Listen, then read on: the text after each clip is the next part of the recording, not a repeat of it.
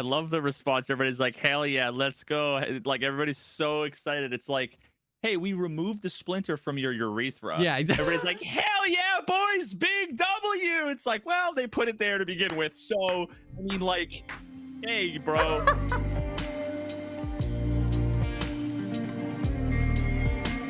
What's up, everyone? Welcome to the podcast. Welcome to the podcast where we talk about all the poggers things in life, Like movies, video games, and content creation. I'm your host, Jesse Kazam. and I'm Veritas. I don't know. I was trying to think of something. Nobody would be able to tell the difference from a normal That's podcast. true. That's true. I mean, people already say we look exactly the same. Yeah. Mm-hmm. Indeed. Yep. I literally was thinking, like, I don't actually even know the intro. You've said it so many times, and I couldn't tell you what it is. I think I got it. What did I miss? That was it. I mean, that was pretty much it.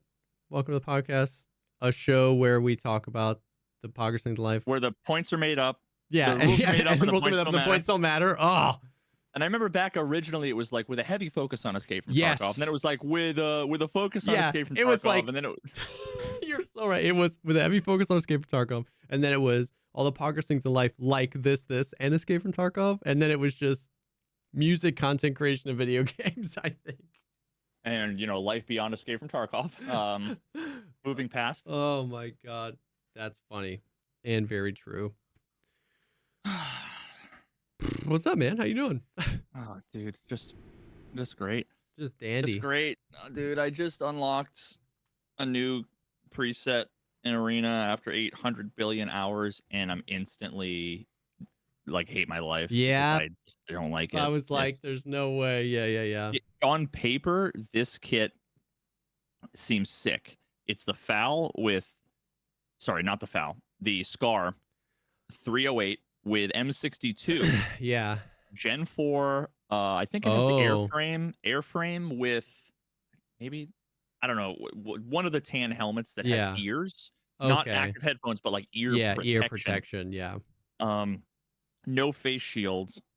And one of the mags has M61, the rest M62, and it also comes with an L can. And literally the fact that it has no face shield and no active headphones, in my opinion, renders it useless. Oh, yeah. Like, so it doesn't it not only doesn't have the rack headphones, but it has no headphones. No headphones. L. So it's like if I am not going to be able to hear, at least give me a wrist tee, an Alton, something. Yeah. Some sort of face protection. Yep. But yeah, like and it's got a decent amount of recoil, which isn't a big deal if you're like rushing up. Yep. But like across even like Equator, you know, like this one of the smallest maps, if not the smallest map, it's like can be too much to accurately hit full auto. Like I feel like the FAL even has less recoil. I thought all guns were laser beams now. That's what I heard on Twitter. Every gun's a laser beam after the recoil update. You should see my clips from the last couple of days, dude. Yeah. Like, I swear to God, there's like a cheat out there that's like anti-magnet for my crosshair. I have like half a dozen clips where you see I'm shooting the MP9 or the MPX and you see dude, I'm not even exaggerating. It goes like this. Feel that. And it's like, and if you were to slow it down, it's bullet, bullet, bullet, bullet, dude, bullet. I feel that so deeply in my heart. I felt that so many times. Yeah. And you're and you're like, you know, even a slow firing gun in Escape from Tarkov is like 600-700 rounds per minute, and you're like, is that even possible that a human being could just walk in between like an uninterrupted line of fire? Yeah, no, and that's what makes it so crazy. Like, it seems like I'm like, it's either a cheat or I'm the least luckiest person in the fucking arena. But you know what's really interesting is there's like 9 bugs, dude, combined together to make the game far more confusing and frustrating. Classic. Like, okay, so first of all, like the blood splatters and stuff is client side.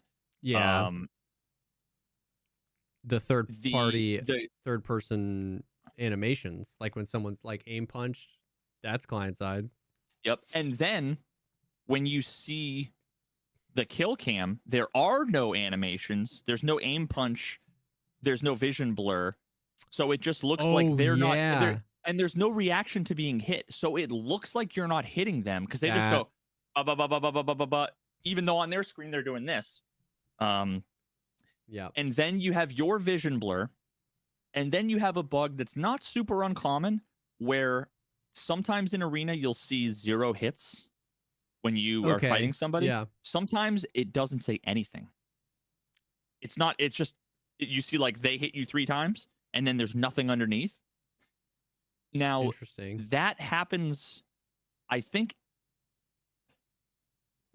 I have an example. I have 2 examples where, because I've been noticing that forever. I'm like, I don't know. I just said no hits. Like, that's crazy because I will see on my screen, like, I hit a ton of bullets. But then if you actually look at the kill cam, and I have to have a kill cam for my kill cam. I'm recording my clips to look at them again. Yeah. Recording the kill cams.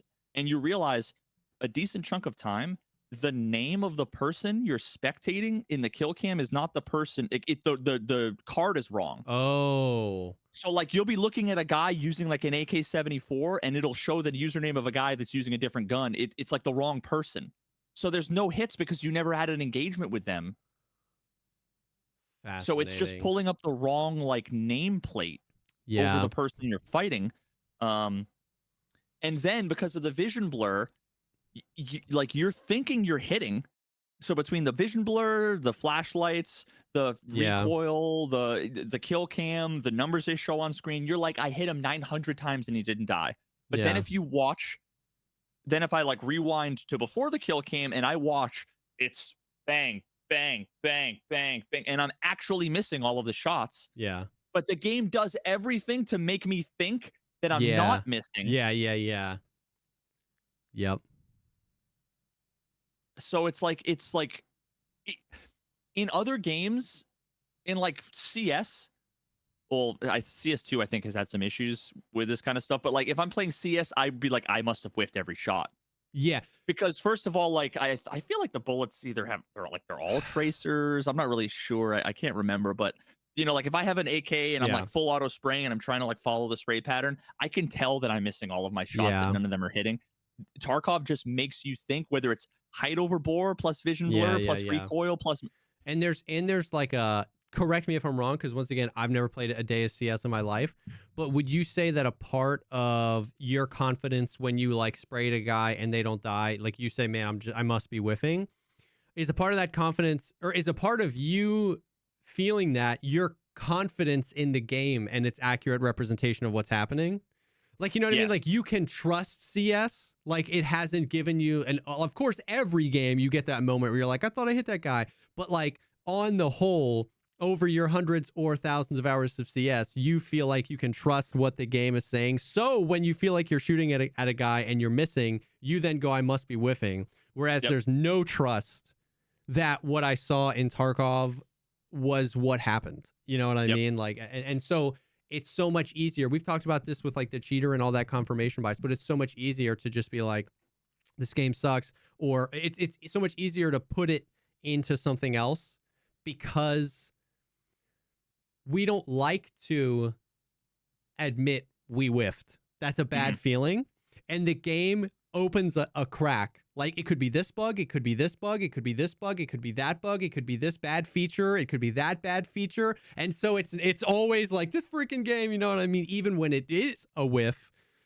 But then what's interesting about the difference between Tarkov and Arena is Tarkov, there is no kill cam, so you can kind of get away with it. You can just be like, whatever. But if in Arena there's kill cam, you would think that would be the place where you could be like, oh man, I whiffed my shots. But if that's not giving you an accurate representation of what happened, then it just doesn't. Oof. Yeah.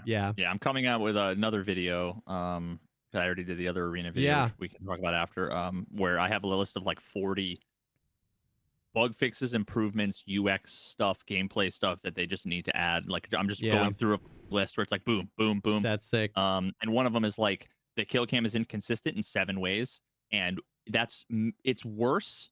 It's causing us to trust the game less. Yeah. Because we think we can trust the kill cam. Yeah. So because we think we can trust the kill cam, and the kill cam shows us something that isn't reality. It's not what happened for anybody. Yeah. It's misleading. But yeah, like and see that at different levels, a game like CS, it's common that people will like blame the game. But that's because like in CS you are heavily penalized for shooting while moving.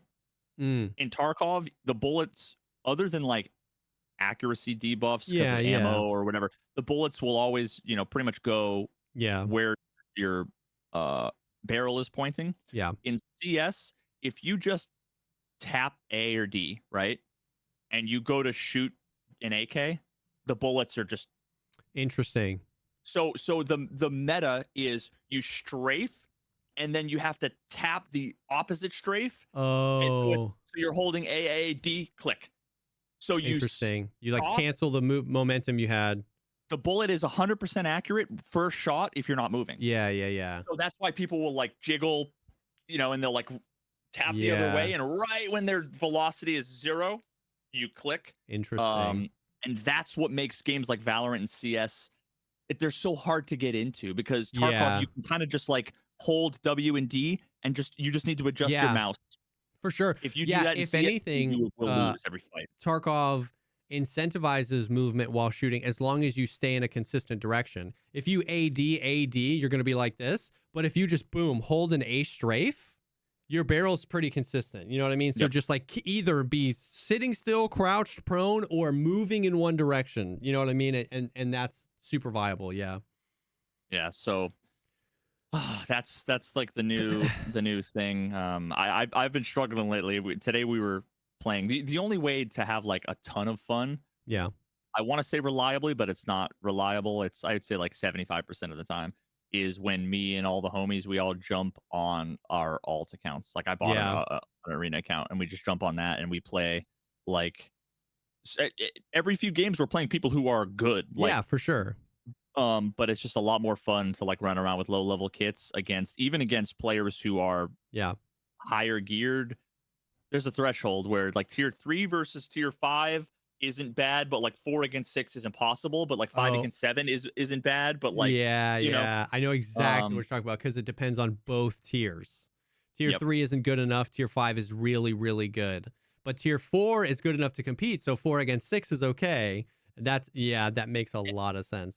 Dude, it's rock paper scissors in between tiers and within tiers. Yeah. So like we were playing against people who were all like B tier, C plus, which is like I'm C plus. Yeah. I'm like 3,400 ARP.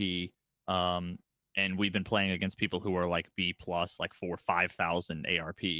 And when they're running the wrist T Alton kits, they literally do. Every time I pick up the wrist T and Alton, I just shift W, run around, and I just know someone's gonna peek, and I just walk through the bullets, aim, and blah blah blah, and it's like, oh, I just win. Whereas if I'm running anything, I need to hit that first headshot, otherwise I die. Yeah. But yeah, running against those guys, it's kind of a coin flip of whether or not I'm going to be having fun. The moment we were playing against a bunch of dudes who were running on our alt accounts, I had the MPX kit with Quake Maker. Okay. Which, like, it would be great if it had AP, but if it didn't have a leg meta. And we were playing against like some of the dudes with the high tier like Val kits, the AUG, a few of the other things like high tier, like running tier 5 armor helmets. Yeah. But none of the ones with face shields. And I top frag, get like 13 kills, like completely owned. It's like, oh, okay, because there's like some way to counter it. But when it takes 5 bullets to the leg, the same leg, one leg to kill somebody, they have M61 and M62, and I have literally no armor. And if they're pre-popped, then shooting them in the leg, that first shot that would have blacked their leg, it's not really a big deal.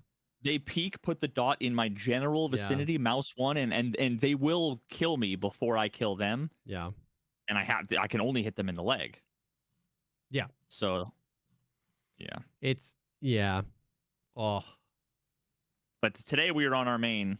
Oh, And okay. basically there's 10 people in the world that we can Yeah, I was play about to say, is against. it still you just playing the same teams over and over again? Yep. Yeah, it's like, and it's alternating between like today it was alternating between teams that either had stream snipers, um,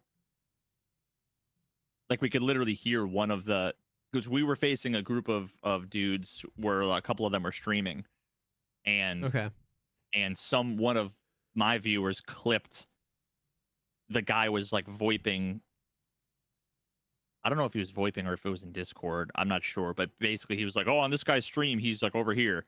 I'm like, so on now the guy who was streaming, he wasn't the one making the call outs, Yeah. but like the teammate was making call outs when it was like a 1v1, or whatever. Damn. So that was neat. And then now we're starting to get into it was like 3-day delay on when the accusations started to come out in full force, where Oh.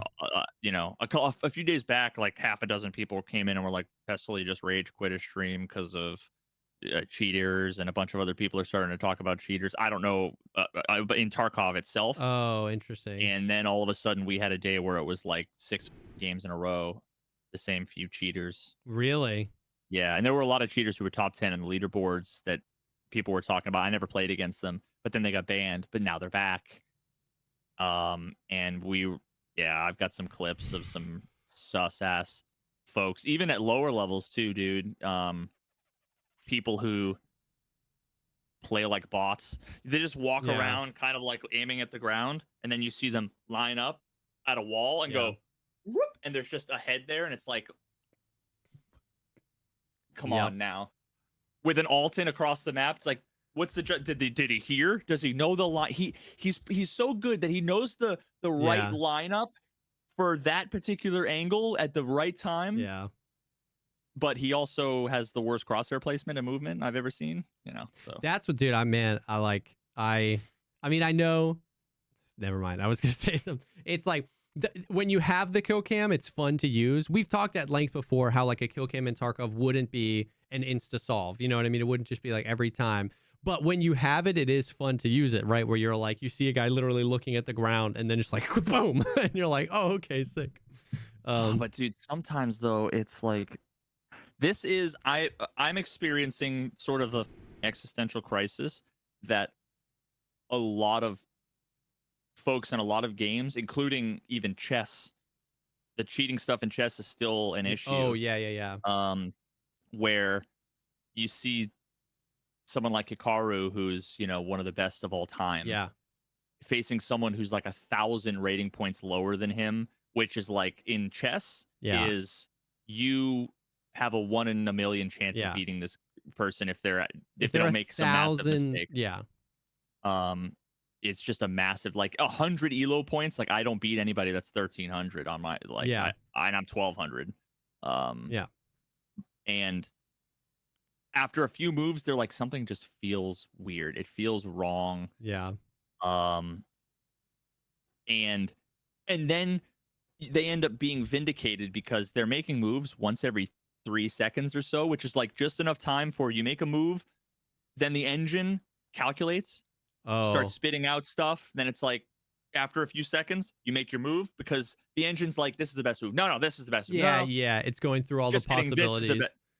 And usually after a couple seconds is when it tends to be decently accurate. And then, but once it gets down, because they're playing timed games, once it gets down to an end game where you have only a few pawns, a couple of rooks, and there's 8 seconds on the clock, then they make just brain dead massive mistakes that only someone who was cheating that isn't good would make, and then it's blatantly obvious that like, fascinating. Okay. But I'm having this now where it's like, sometimes I play against people. We had a game today where we played against these dudes and it was like, we lost, and I'm like, that game was great. Every engagement felt fair, felt reasonable. I whiffed. They out-aimed me. I made a mistake. That was good. I can kill them, 51% of the time, 49%. Like, it felt so good. Yeah. And then the next game you play, and it's like, what's going on? Like, I feel like I'm playing against people who Yeah. are 4 steps ahead of me, and I don't know, man. Like, I need to try to reconcile these two things, and I'm just gonna like say this out loud. I don't care that anybody will take this the wrong way. I Yeah. recognize I am, I don't know, probably barely above average at first person shooters. I don't know, maybe a little bit more Yeah. than barely above average, but Yeah. like I'm not great. Yeah. I'm not one of the best. I don't think I am. Yeah. But I also don't think that the best, like the best in the world Tarkov players, they aren't doing things that blow my mind. Yeah. Yeah. They Yeah. just Yeah. do Yeah. the same things better and faster. Yeah. Yeah. Yeah. Yeah. Yeah. But when it feels like they're operating And on a that's where level it's with information that is different than chess, unreasonable. right? Like chess is a game where it feels like if somebody's the difference between you and the best in the world, it's like their galaxy brain, they see dimensions I don't see, and they're just pushing me around. But in Tarkov, yeah, it's really just everything we do, but better. You know, Willer's is just like better movement, better crosshair placement, better tracking, better, you know what I mean? It's like, but we're doing the same thing. I understand where he's going to go. I understand the strength of a right side peak. I understand, like, you know what I mean? It's like, it's not galaxy brain. He sees dimensions I don't see. He just is on point much more consistently. And for that reason, you know, he's much better than me. Yeah. And then when you watch the kill cams of people you're suspicious of, it always just so happens that like they're always just in the right place at the right time. Yeah. They always are aiming at the right angle at the right time. Which is like there's 900 angles you can be holding. You can be peeking. Yeah. When these guys are running wrist tees and I have contact 4s, they're not hearing more than me across the map. Like, and it's not that they're checking every angle. Like, if I die to someone and they're like pie angle, I'm like, oh, I was just the 7th place. Yeah, he's they looked, clearing it. And I got net coded, and I missed, and they're better. Yep. But when you see someone run past 7 doorways, whatever, and then, you know, they might look right, and then they like aim and lean, and you're right there. It's like, and people are like, bro, that's a common spot you were sitting in. That's not an explanation. No, yeah. It's just not an explanation for now. And here's the asterisk, the caveat. It is an explanation a very small amount of the time. Yes.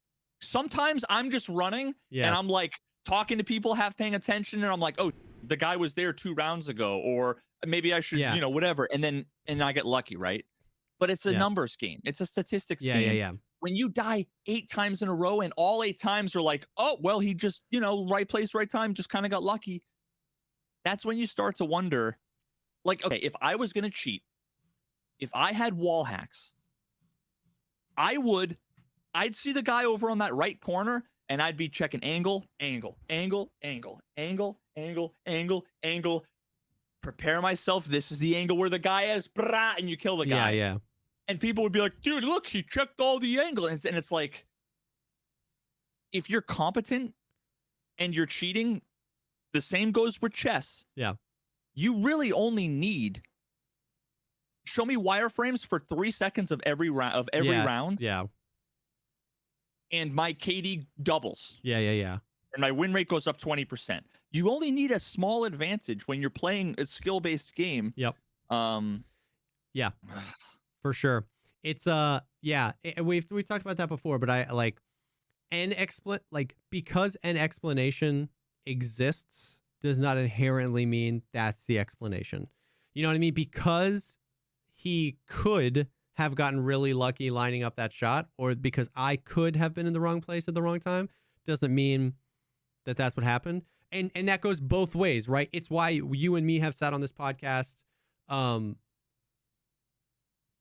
like putting down the rumors of like every raid's a cheater. You know what I mean? There's a cheater every. It's like just because he could have seen a wireframe review doesn't mean, and will defend it both ways. And I know people, you know, say we're flip floppy because of that, but it's just like logic and reason and intellectual honesty. You know what I mean? But we were talking about this earlier about how I think we were talking. I reported somebody, yesterday I was playing Interchange and I just like fell over dead. And there was just like enough things. He didn't have like a 490 KD. He didn't have like a 107% survival rate, but it was enough things. And it was, Chad was pretty chill about it. It didn't get super toxic. And we ended up just having a conversation about how like largely it comes down to like feeling, because every like binary thing has a both ways excuse, right? Yep. Like you said, he was holding that angle. It's a common angle, but also he could have seen my wireframe. You know what I mean? He has a 73 KD.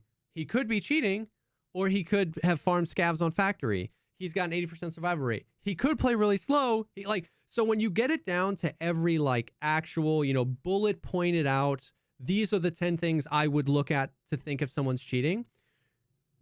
It's just impossible because both of those things have it. So we were talking about how at the end of the day, it largely comes down to like feeling, and that feeling, you have to be trustworthy. You have to be honest with yourself to be like, I kind of was out in the open. He probably just hit a net. You know what I mean? That doesn't mean, sometimes you're going to have made the mistake and a cheater catches you off guard and you might not send the report, but you can't, you know what I mean? It's just like, now obviously there's a limit to that, right? Like if I killed somebody and his KD was 1,000, he had 500 raids and 0 deaths, I'd be like, that guy's cheating, right? There's obvious limitations to that, but that's hard to have. Where you draw the delineation line is not obvious. And that's hard to have conversations about because your experience is different than my experience. Your line might be different than my line. And at the end of the day, it's not my job to like get on a soapbox and defend my position. If I reported someone you wouldn't have, or if I didn't report somebody you would have, it's like, we have to remember here that it's like, we're just all doing the best we can. It's not at all like, it's not my job. I don't get paid per cheater band, right? You know what I mean? So it's like, but I get you, man, that it's like, it's weird. And I say all that to say that I understand what you're feeling, where it's like, sometimes it all adds up. Nothing on the kill cam necessarily screams cheater. Nothing on the stats screen in Tarkov, but it just feels like you said, if I had a button on my keyboard where I could toggle on wireframe on like press, like when I press it, the wireframe comes on, and when I release it, with a total aggregate of an entire raid of 2 or 3 seconds of wireframe, everything changes. You know what I mean? And so it's like, it's so hard to tell. It's just impossible, man. It's just a freaking impossible situation. But sometimes it just feels bad. It feels wrong. It doesn't feel right. You know what I mean? Yeah. And like especially against some of the lower level players on my alt account, which I'm like not intentionally trying to smurf on, like. No, yeah. That's your like I'm already I'm already approaching 2,000 ARP, which is above above average, I think, at this point. I'm sure there was a couple games where I was like on that, and I got 17 kills that I probably got reported by the whole team for cheating. Yeah, I'm sure, because I had some crazy flicks where I'm like, holy, that was nuts. And I always try to do that. I always try to say that. Like a lot of times I'm super frustrated when I die. I'm like, I want to hit those shots sometimes, which means I'm going to get hit by those shots sometimes. You know what I mean? Yep. And it's like, that's a hard thing to remember, because we remember the good feeling of hitting like a insane shot, right? But and that's the sobering, that's the humbling thing. Like Velian showed me a clip today where he was on woods and he had a 350 meter snipe and he was tracking a guy, and the guy ran behind foliage and he lost him. And he was maintaining the track, and he was like, boom. And you pull the trigger and you get the kill. And he gets the kill. And like 100 out of 100 Tarkov players see that as a kill cam and they report, right? Like that percentage is crazy, that people that report that, right? And so it's like, that's just because those clips exist is not an excuse to never report cheaters, but it's just like you got to remember that, like, you want to hit those shots sometimes, which means sometimes you're the guy that gets hit with those shots, and it's like, it's just weird, man. Yeah, see the downside though is, there are people that'll complain everybody's cheating in every raid and blah blah blah, right? The thing is that like, there's an inherent filter in Arena in that if you're a cheater, you're going to win every game and you're going to be 4,000 ARP. So you're the only ones. When it's me and 3 other people in the top 10 on a 5-man, and we're all in the top 250. Yeah. We sit in queue. We either queue up right away and it's the same 5-man we just played against, or we wait 7 minutes and we get, in a game against Virtus Pro Russia edition with 200 ping, or it's with a group that are all sus folks. Yeah. That always have the edgelord like racist names. Yeah. Yep. And then, so I have a prediction that like you're gonna start to see a lot more people, especially if more bigger name streamers who are also good move over to Arena, because I'm like, I think at this point the biggest streaming Arena with 300 viewers or whatever. Like nobody's really streaming Arena. You're gonna start to see a lot of people like, oh, every game has cheaters in it, and there's a good chance that they might be right. Yeah, because Arena has matchmaking, which filters you towards either the best players or cheaters. Or the cheaters. Yeah. So it's like that's inescapable. An interesting thing. Yeah, that's an interesting point. It's I think the big thing is just like you get what you want out of it. You know what I mean? If you want to believe that there are no cheaters, you can come up with excuses for every situation. And if you want to believe that there's cheaters in every raids, you can come up with a reason, that something is sus. Airwing Marine posted this really funny meme, and it's because I saw it. Yeah, anybody with a high KD is a cheater, and anyone with a low KD is a well-disciplined cheater. You know what I mean? And it's like, I've seen that in my chat where people are like, look at the thing, like look at the profile before I click away, and then I look, and everybody's expecting because they thought it was sus, and it looks normal, and they're like, well, he probably was, he probably padded down the stats, and it's like, okay, what are we doing here now? You know what I mean? It's an unfalsifiable hypothesis. Exactly. Which is, yeah, exactly. It's like, yes, I can't tell you that you're wrong. He could have done that. And like somebody else posted a picture, Trey or someone posted a picture of a guy, and the account was like level 24, and it was like 650 raids and like 600 AWOLs, disconnects. Oh yeah. So he was like getting ready to go on a tear, right? But he died to that guy, and you check the profile and you're like 3% survival rate, with that many raids, like he's about to go on a tear. Did he die to that guy? I think so. Or maybe it was I don't know. I've been seeing stuff all over. Once again, I don't even know if it was Trey. I've been seeing so many pictures, but what I'm saying is that like you're seeing everything happen, and everything becomes once again, you just get out of it what you want. You know what I mean? Because people exist out there that pad their stats down. If you really wanted to be justified in thinking that was sus, and the card looks normal, you can be like, well, he padded it down. You know what I mean? He probably was cheating. It's like, and it's the same thing with kill cams. If they look weird, it's either super blatant and obvious, or it's asterisk super blatant and obvious. Yeah. But you just don't understand why you it's don't not or it's reasonable, which you could justify as there were a cheater that just hides it well. Yes. Yeah. You've already made up your mind. And here's the thing is, I'm not saying, like, I'm not making any claims here about how many people are cheating in Tarkov or There's Arena. 11,412. Yeah, currently online right now. I've got the Discord up. No, you know what I mean? Like, I'm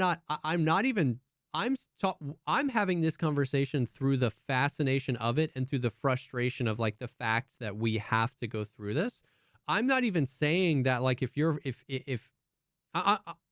it's understandable if you report maybe a few too many accounts because you're frustrated. It's understandable if you report a few too few accounts because like there's too much information out there. There's too many sound bites where, you know what I mean? Like we've said, still to this day, how many times have you heard if they would just hardware ID ban? And it's like, that guy just doesn't really understand. And that's and I've crossed the threshold of like, I'm not even trying to have these conversations with the people in chat anymore, because it's exhausting and because it's not my job or this guy's job to learn server tech, network infrastructure, how cheats function. It's like, at the end of the day, we're all just trying to play a game. And if your friends are all telling you that there's a ton of cheaters in the game and you're frustrated when you die to something that feels sus, it's like, I'm not going to change your mind. You're not going to change my mind. It's all useless. It's like the cheaters just win. And so like, I don't know, man. I don't know how many there are. I don't know how many there aren't. That's why it just comes back down to like, be honest with yourself and just do your thing, man. Like, just, I don't know. It has been fascinating to see the profiles. Cause like we said, there's we get kill cams, you get profiles. Yeah. There's an epidemic of course, people who are just like, yeah, he's gotta, because like you said, the KD line is fascinating. There have been a few where it's like 311 KD and it's like, okay, you know what I mean? Like, that's pretty easy. But I would love if BSG released like a massive data dump of all of the stats of people they they banned for cheating. Yeah. That would be something I would be combing over. Yeah. Because that's a way where, you can have AI doing a whole bunch of different things, but to me, what would be interesting would be to see what kind of patterns emerge from the data from people they know were cheating because they caught gameware.exe or whatever running on their computer, right? Like, okay, take all of those people and see, does it range from ridiculous to like totally terrible stats? Like, that would be fascinating. Yeah, I don't know. So the cheating thing is I mean, it is what it is. It's definitely happening in Tarkov. I've sent a few reports. I've had some sus interactions, and it's just like, oof.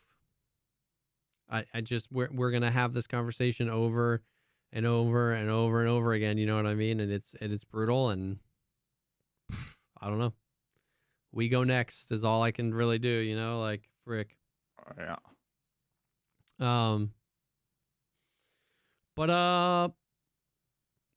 But yeah, I mean, like we've been going on Arena. I saw your video, which was largely what we talked about last week on the podcast, but I watched it anyway, and it's like, it was great. I see Nikita response. Did he respond to the video?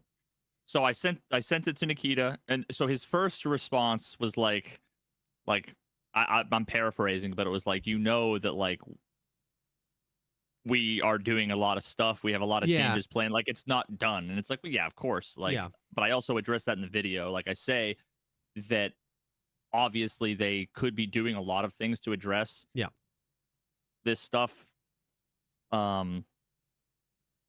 They could have a lot of plans. All of their changes that they have planned that they're either working on or have on the roadmap might make all of it moot. But like, from my perspective, how am I supposed to know if, like, it's indistinguishable whether or not they have all of these planned to fix to push to the servers in an hour, or if they never considered any of these things and it's all just terrible game design. But what we do have is 7 years of precedent of it taking them 5 years to implement things they should have done from the first week. So it's like, okay, well, I'm not going to not point out the things that I think need to be, so he was like, okay, cool, we'll take a look. And then like the next day I woke up, checked my messages, and he was like, great video. Like, we'll see what we can do. Oh. So that's a thing. That's a thing. I don't know what that means. Interesting. Like, as far as I was concerned, we were like done with the conversation. Like, I sent it. He was like, okay, cool. So it's always cool to get that extra thing where he's like, oh, great video. Like, I'm picturing him like waking up in the morning, grabbing his coffee, going to sit on the toilet and watching the video, and and then he's like, oh, okay, cool. There's some interesting stuff, to reach back out. Yeah. To be like, hey, I enjoyed the video. We'll see what we can do.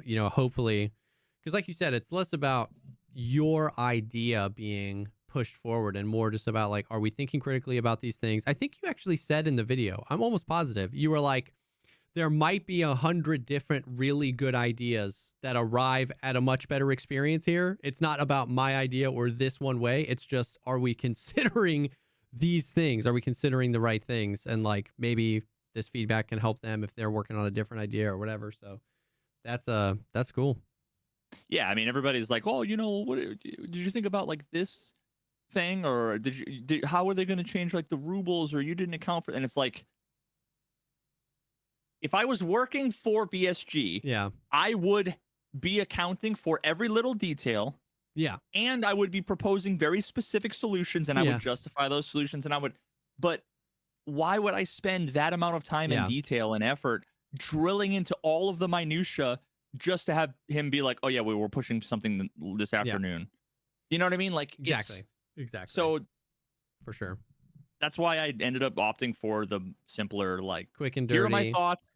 Now you can see there is a world where all of this gets solved without these two solutions that everybody keeps saying, like, this is the solution. The solution is pick your gear. Even today I've had 3 separate people in chat say, at Veritas, don't you think that if you picked your gear before matchmaking, it would solve all the problems? Yeah.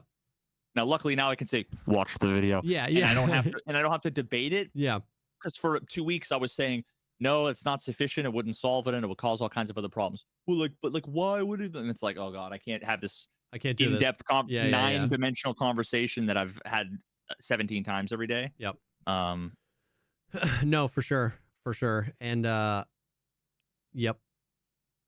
And the fact that it's using almost exclusively existing systems. It's not like because the other thing is like just rebuild it. What if we did the buy phase? Like, that's the other main idea. And that's like, okay, that requires a lot of, that's not just retooling stuff we have. That's like, okay, we have to come up with a new system here. So the fact that it solves these problems, and it's like, for the most part, with all existing stuff, that's dope. Well, that's cool, man. I hope it just like it.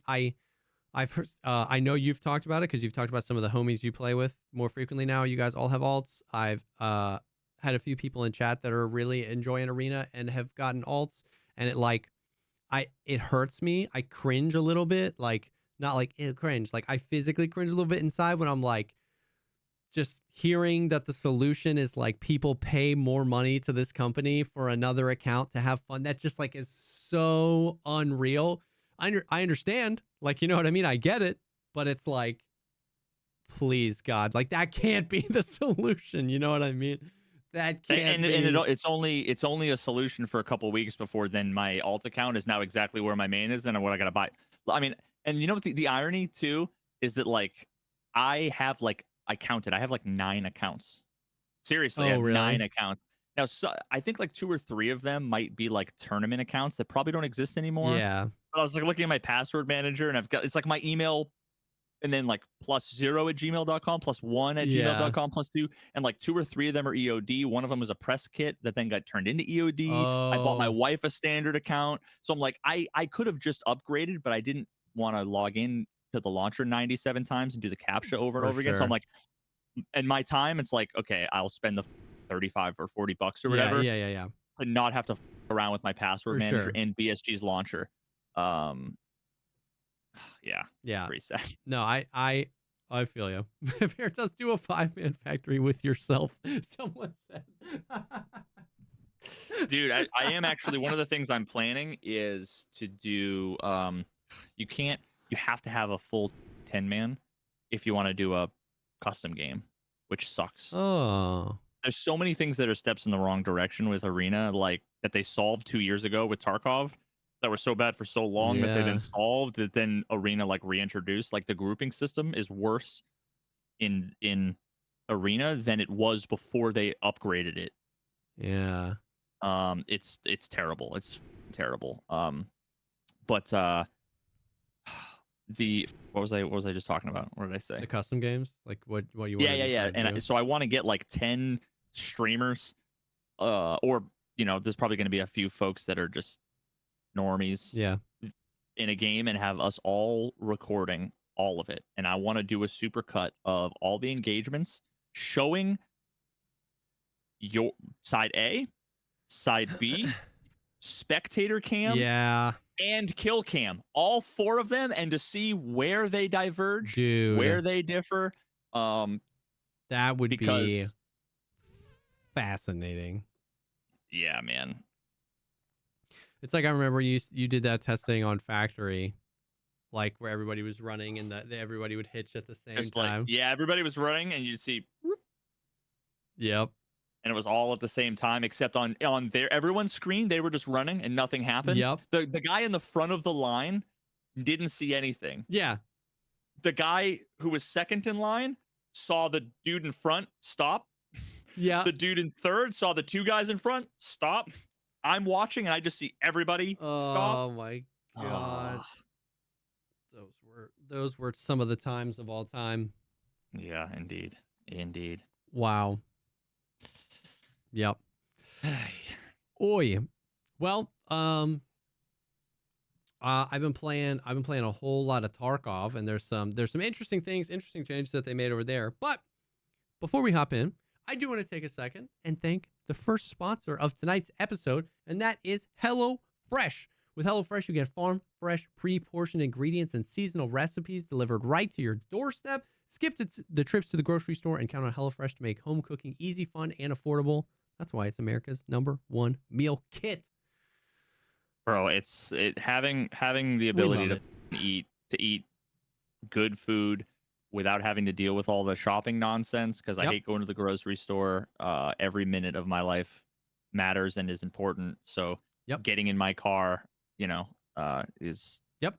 is a terrible decision. Being able to have all of the ingredients for like a well-rounded, tasty, healthy meal.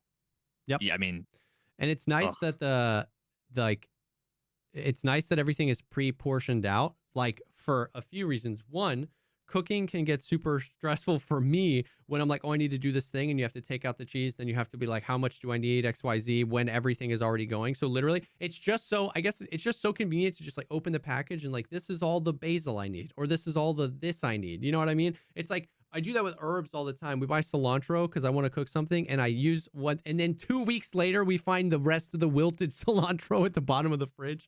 And so the fact that everything is like pre-portioned, and it's just like, there's no waste. You just use it all. It comes in all recyclable packaging. The convenience factor has always been one that has been huge for me, being able to choose what type of meals you want, how many you want, when you want to skip. You can change it every week. You can choose their quick and easy meals. They have meals that you can cook in 15 minutes or less. They have Protein Plus if you're looking for extra protein, like all sorts of different options to choose from. And I think that's very cool. So yeah, we love HelloFresh. We've both used it quite extensively, and it is delicious. Now and it's gonna keep me alive. Yeah, too, from all of my health issues related to my diet. Yeah, I can eat Hot Pockets, or I can actually cook a balanced meal. OMG, what do I want to do? So you can go to hellofresh.com/podcastfree and use code podcastfree for free breakfast for life. 1 breakfast item per box while your subscription is active. That is free breakfast for life at hellofresh.com/podcastfree with code podcastfree. Thank you so much, HelloFresh, America's #1 meal kit, for sponsoring this episode. Now I'm hungry. I'm always hungry after these. Yeah. So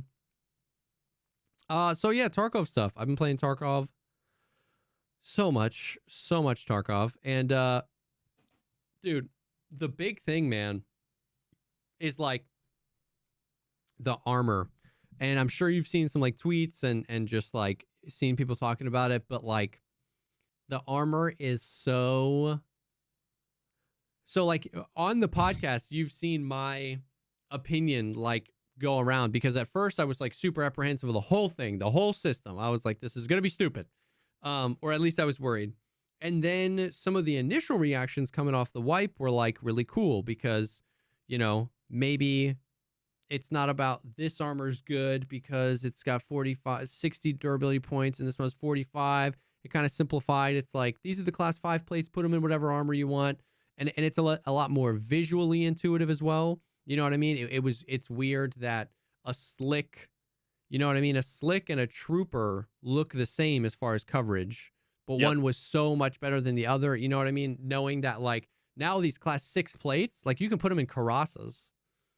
So it's like, it's less about, you know, this colored armor is really bad and this colored armor is really good. It's more intuitive around like, these can all, for the most part, take whatever plate you want to put in them. And visually, if it looks like it covers more of your body in the game now, it does. And that's probably going to be heavier, but it's going to offer you more protection. So it just felt a little bit more intuitive. It felt like in some ways it had simplified the system. So I was like, okay, maybe this is kind of cool, but I don't like getting, you know, armpitted or thoraxed or whatever. And just more hours we're putting into it, man, the less confident I am that I know what the hell is happening. Like just at all with the system. All I see two different things. I see people complaining about getting armpitted when they're wearing their level 6 whatever, you know, by just like a random scav across dorms. I see half of the clips for that, and then the other half are 2 or 3 different folks saying we tested X armor and it's completely broken, doesn't stop. Yeah. Or no, it stops like everything. Yeah. Bullets don't pen. And I'm sitting here thinking like, I don't know, like what the f is going on. Yeah. I don't even want to get into the realm of trying to test it out. Don't. It's a black hole right now. Airwing is like losing his mind. Because he's been putting in hours with Tower, and like Tower and Airwing are people that I trust, right? Like Tower knows more about the ballistics in this game and how a lot of it should function than a lot of people. And they're just I hope there's confused.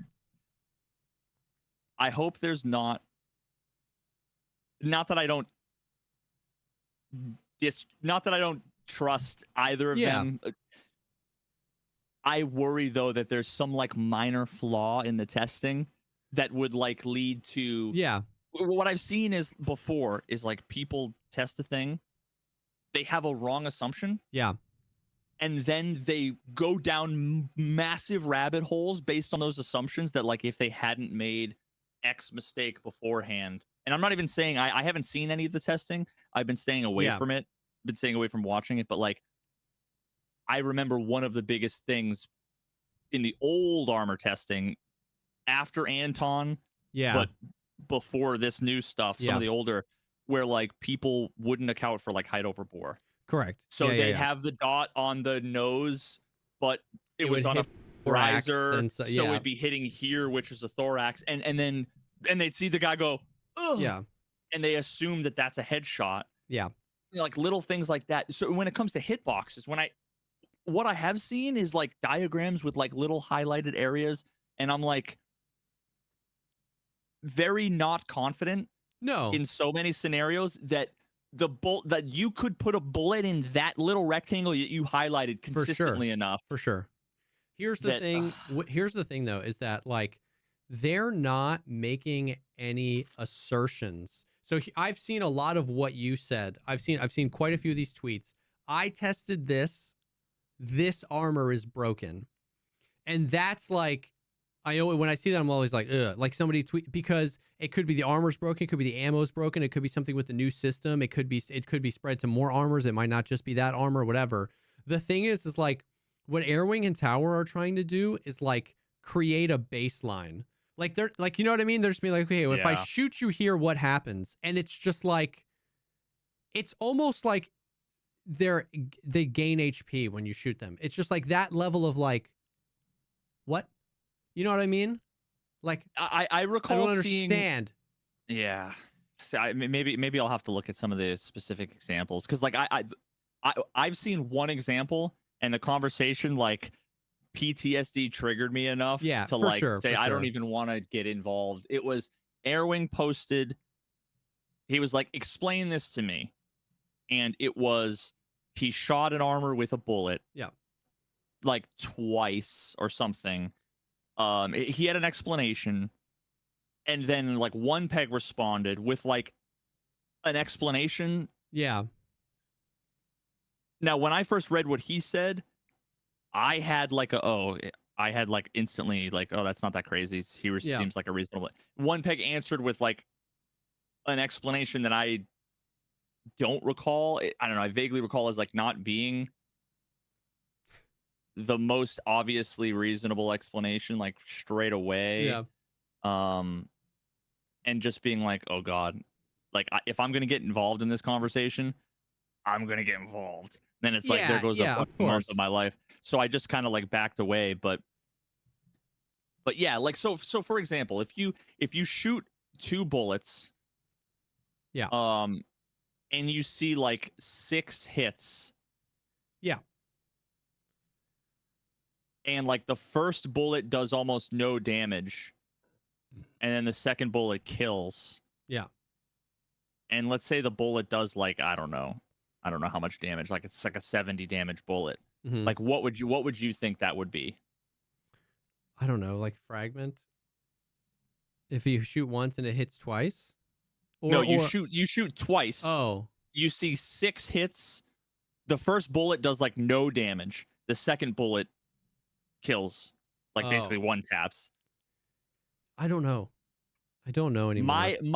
My guess, and I don't know once again, because we don't know what hits means. Yeah. I have to assume that if a bullet fragments into 4 pieces, that's 4 hits. I assume. Yeah. But then if it like penetrates the armor and then penetrates like the soft armor and then the hard armor and then like hits the flesh underneath or whatever, is that 3 hits or is that 1 hit? I don't know, right? Yeah. But I just assumed it was 1 bullet and then as 1 hit, not penning.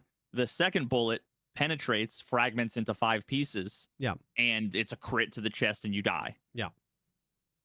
But like that to me just seemed so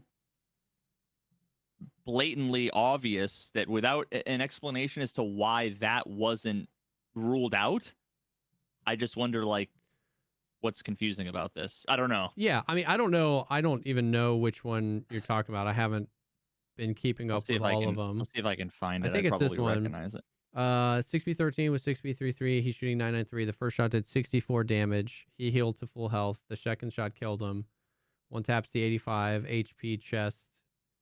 2 shots, 5 hits. Yeah. So okay.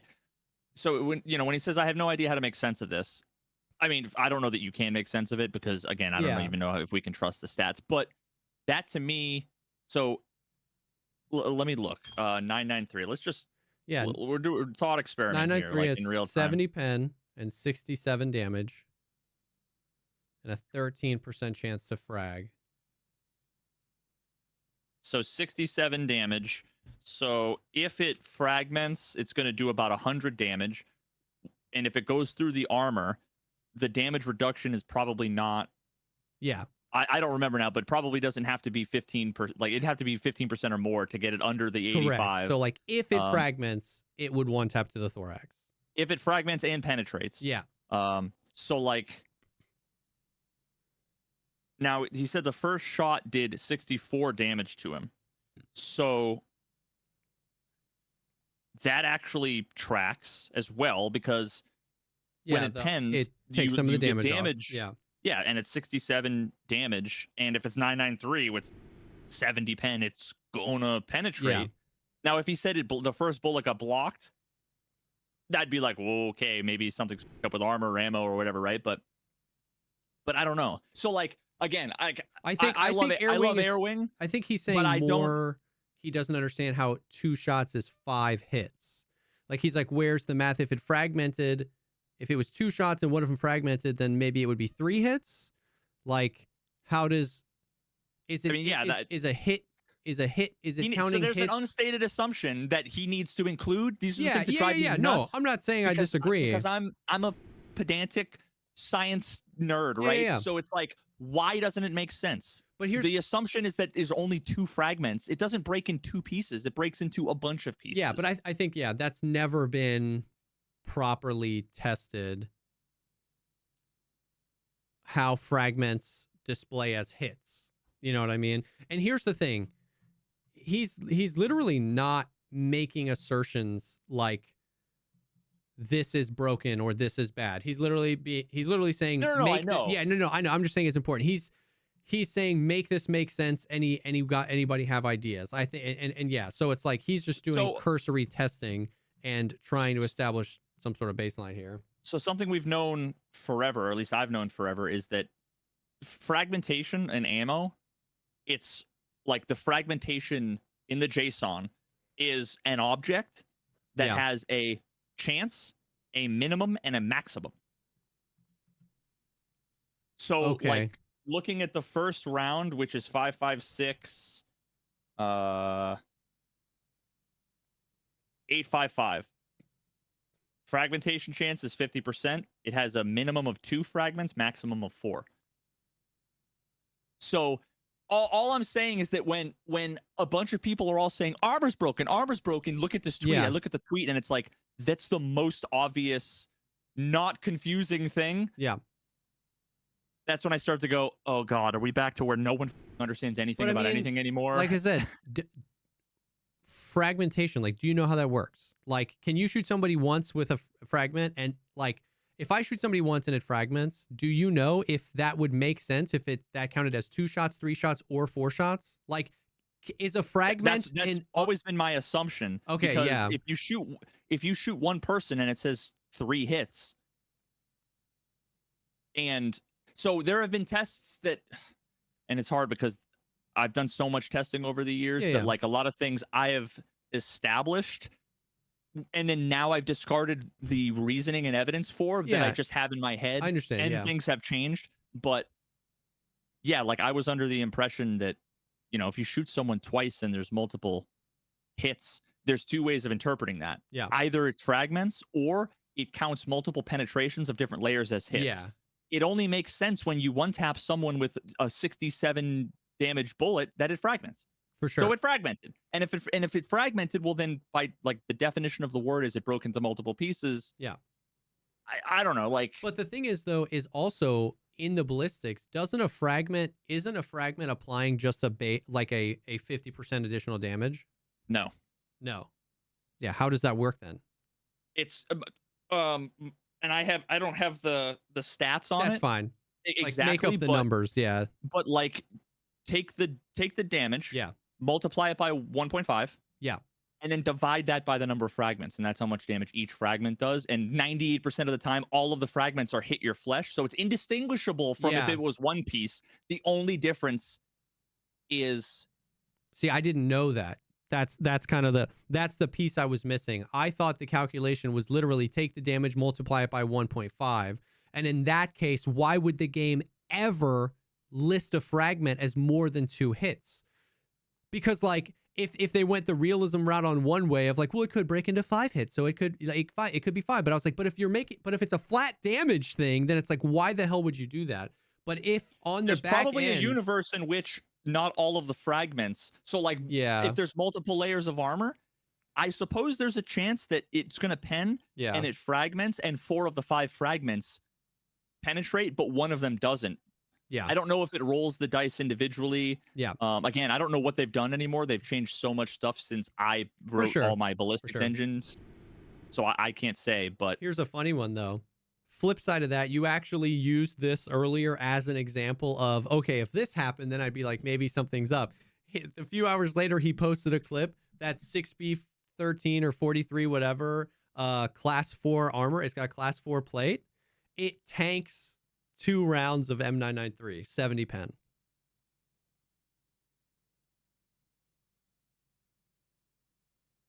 Okay, so how does the armor work now where there's plates and... Yeah. I don't know. Now what I believe is what happens is it shoots the plate. It does all of its normal calculations. If it says, yes, it penned, like, you know how it basically goes, if yes, then this is the new damage, because like you said, it takes some of it away. This is like the new damage it has. Yeah, and pen. Yes. The pen also gets reduced. It just re-rolls that again against the... Yeah, and that's the way it used to work when you could wear armor over, like a rig over a... But so I don't know what... Again, without doing the testing, I don't know what controls were done or whatever. I don't know what class armor this is, what class the soft armor or the hard armor is. So it's class 4 hard, class 2 soft. 70 pen. Okay, so wait, twice. 6 is this the one where it was? This isn't the mounted one, or is it? What does the tweet start? Is it here's another one for shits and giggles? We tried the mounted 50, or is that something else? It's another one. Here's another fun one. Class 4 plate stops M993 twice. All right, let me just watch this real quick. So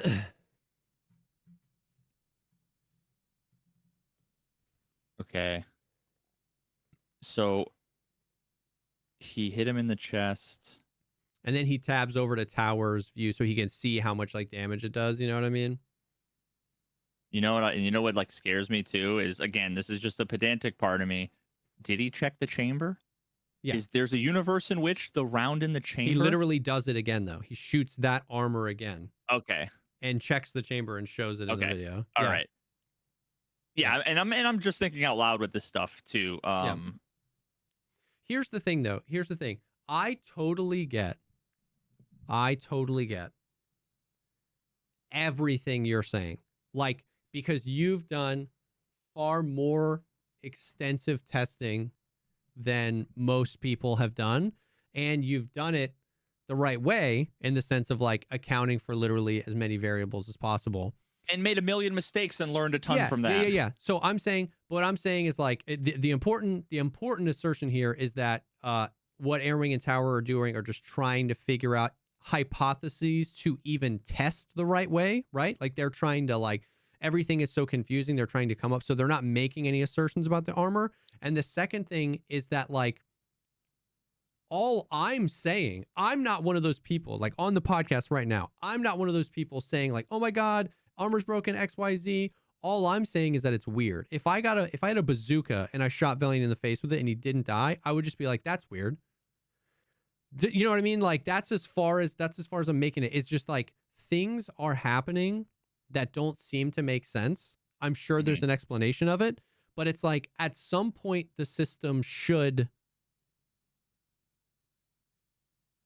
produce something, you know what I mean? Some sort of results. And I think what people are feeling is that the results are even more inconsistent, which, going back to the start of this conversation, was exactly what I was concerned about before this system was implemented, right?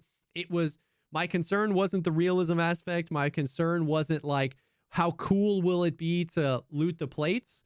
My concern was exactly this, is that if even accounting for as many variables as possible, the game feels super inconsistent and just like weird, and you don't know what to expect out of a system, then when you introduce that to all of the other normal stuff, it just feels bad. It just feels weird. Does that make sense? You know what I mean? Yeah, so no, it's absolutely. Like, and so that's all me on knowing that is like, it just feels weird. Me knowing how, at least in the past, how all of these systems work and how needlessly complicated they were, knowing that the masses try to simplify it to rules like class 4, 40 pen always pens, class 30 pen never pens, class 4. It's like, no, that's actually like an 11% chance. Yeah, that's not true. Yeah. So seeing them exponentially complicate a system further, a system that no one understood before, that now people are trying to understand and say, this is broken or doesn't make sense, and then seeing all of the attention it gets, because the moment you say armor and ammo is broken, boom, that's all anybody talks about. For sure. And then I go to talk to Nikita about it, and Nikita's already annoyed. For sure. Because I come to him with like, hey, someone said this and this. He's like, yeah, well, people need to give us clips or examples. And it's like, oh my God. I don't know. Like, I fucking hate it because it just solidifies we will never, as a community, be on the same page about how things work. Yeah. And as someone who tries to educate and disambiguate, all that means is that I'll never sleep again. Yeah.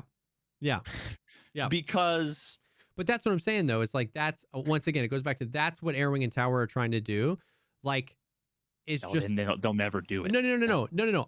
I don't think, what I'm saying is they're not trying to educate in that way. They're just trying to, like... you're like, Nikita's like, give us clips. They're like, I shot this guy with a round that has 70 pen, and I can reliably have this class 4 armor tank it. That's what I'm saying is that what I'm saying is it's an important, and I know you know this, but it's an important distinction between somebody tweeting a screenshot of an armor that took some damage and saying armor is broken, and them saying, make this make sense. Also at BSG, is this the intended behavior? Yeah. Those are very different things, right? Absolutely. And let me make it clear, I'm not trying to shit on them for what they're doing. I know, but I know that. I just want to make sure that everybody knows that. It's like Airwing and Tower are doing the Lord's work. I don't want to spend my freaking day doing this stuff. But what I'm saying is that it is, just so people know, it is an important distinction.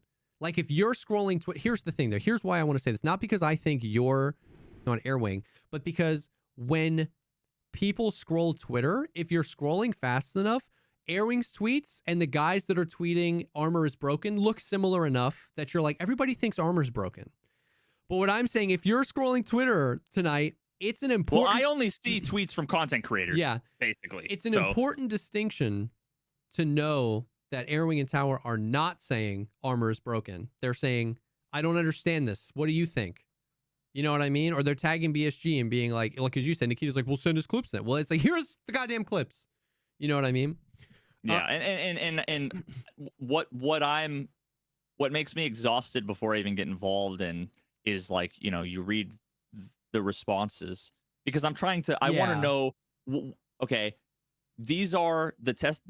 They're doing tests. The tests have repercussions about what we learn, what we understand, what the community thinks, which affects everybody's day-to-day life as a content creator for what people are coming in saying, did you see this? What do you think about this? Can you explain this? Blah, blah, blah, blah, blah, right? And then you just like read through the comments and it's like, in your tests, are you considering the bore height in the sights? Yeah.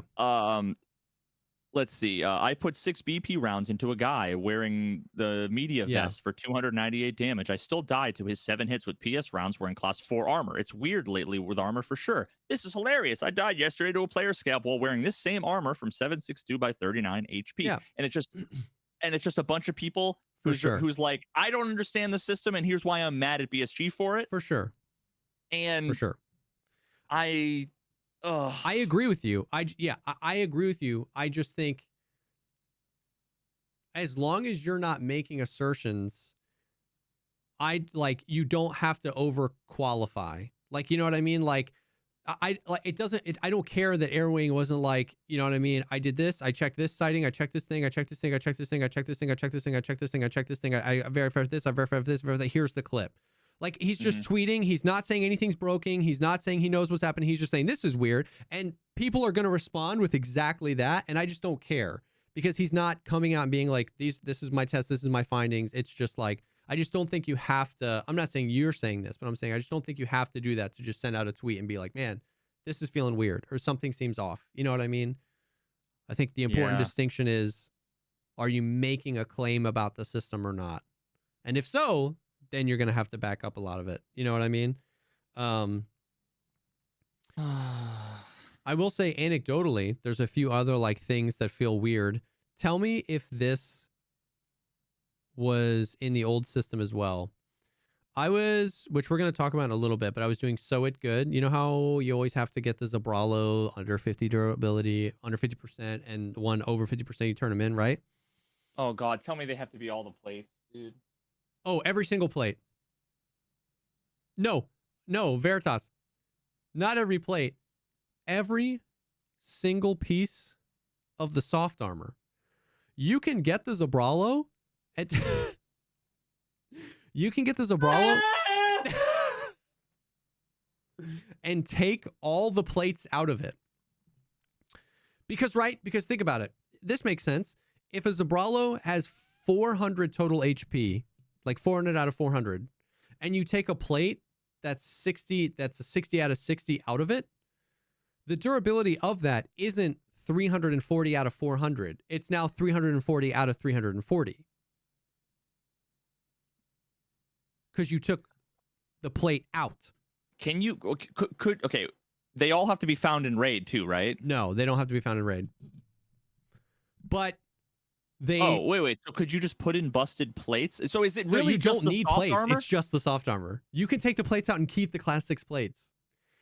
I think that's okay. I think that's unintended because the whole thing is unintended. They just did not consider So It Good Part 2 or 3 when they did these changes. They didn't consider it at all.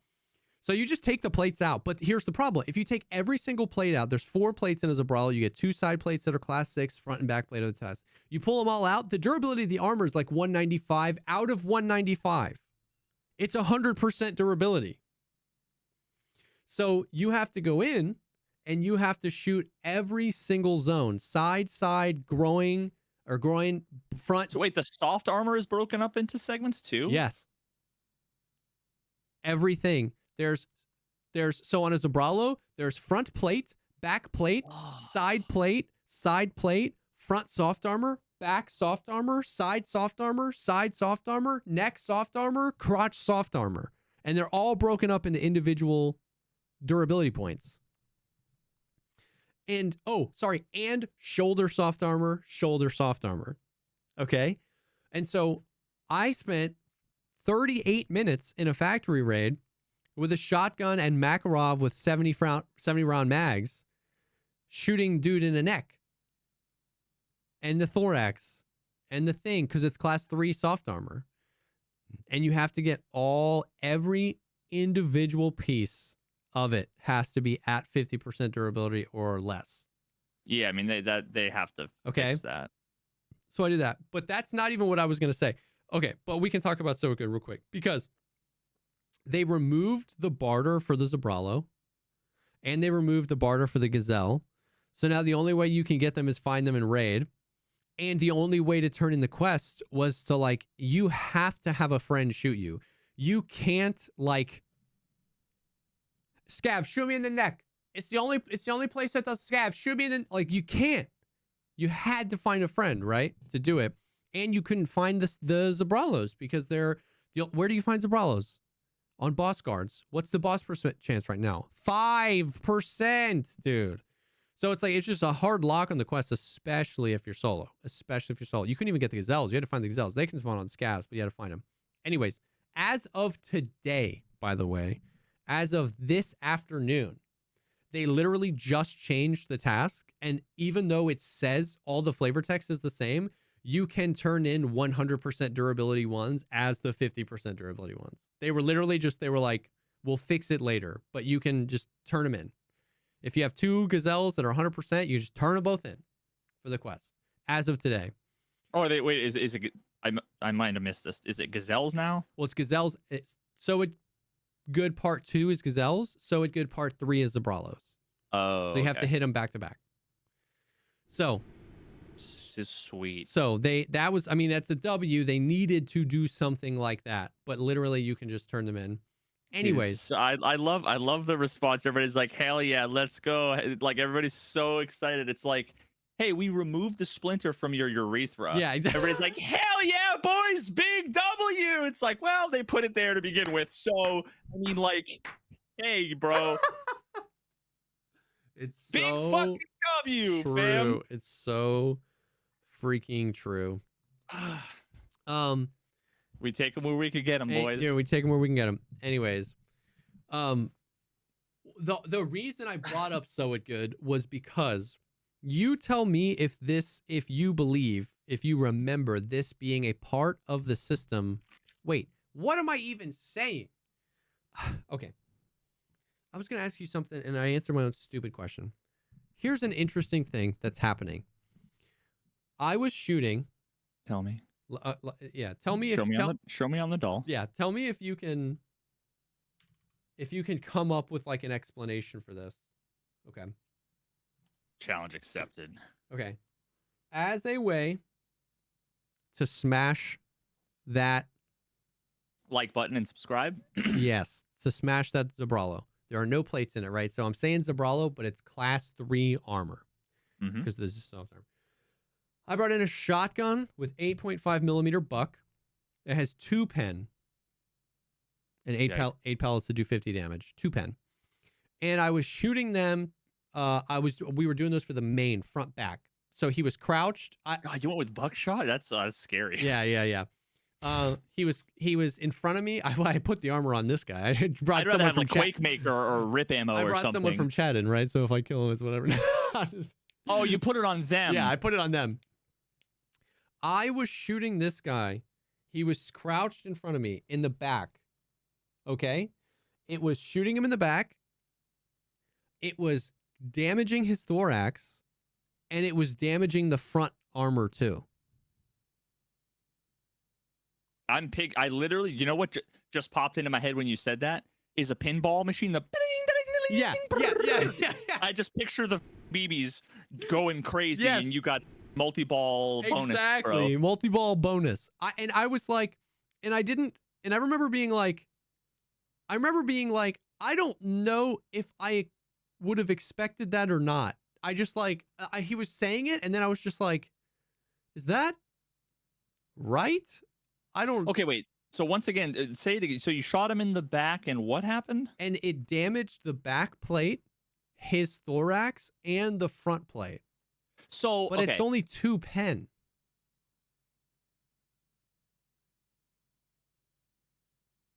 Is every inch of this is where my ignorance comes in, because I just haven't fucking looked at any of this. Is every inch of your torso covered with some amount of armor? With the Zabralo, yes. And I was literally point blank. I was putting the shotgun on his back. There's no gaps whatsoever? I mean, like in the Zabralo, like armpit, but the Zabralo goes all the way up to neck, all the way down to groin, and it wraps around on both sides. It would literally just be armpit would be the only gaps. But he was crouched in front of me, and I was shooting him in the back. You shot him in the back, and it damaged front armor and flesh underneath with... It damaged all three. It damaged back armor, flesh, and front armor. And I was like... You know how there's like charged particles coming from the sun that like they like go through the planet and like they very weakly interact with all matter? Perhaps... Yeah. Did they introduce ammo that does that? I think so. Quark rounds. Yeah, quark rounds. Yes. Quark, neutrino Quark rounds. Wait, have we been reading Quake Maker wrong this whole time? It's Quark Maker. It's actually Quark Maker. Oh my god. Okay, no, but wait a minute. How much damage did the flesh take underneath? I don't remember. Like 1, 2, or was it like 30? It was probably in the like 10 to 15, because I shot him twice and he was like, whoa, let me heal. Like after like 2 shots, he was like, hey. But yeah, I don't know. The only thing I can think of is, does blunt damage with every pellet? Yeah, maybe. If you take every pellet, what's the damage per pellet? And you let's say 15% of that damage times 8 pellets or whatever. Could that possibly account for? Then I say to you, if it's blunt damage, that means it didn't pen. How does it damage both armors? Well, I wouldn't expect it to pen your body and then the front armor. Yeah. Like, I wouldn't expect it to be a through and through. Yeah. To me, what makes the most sense is like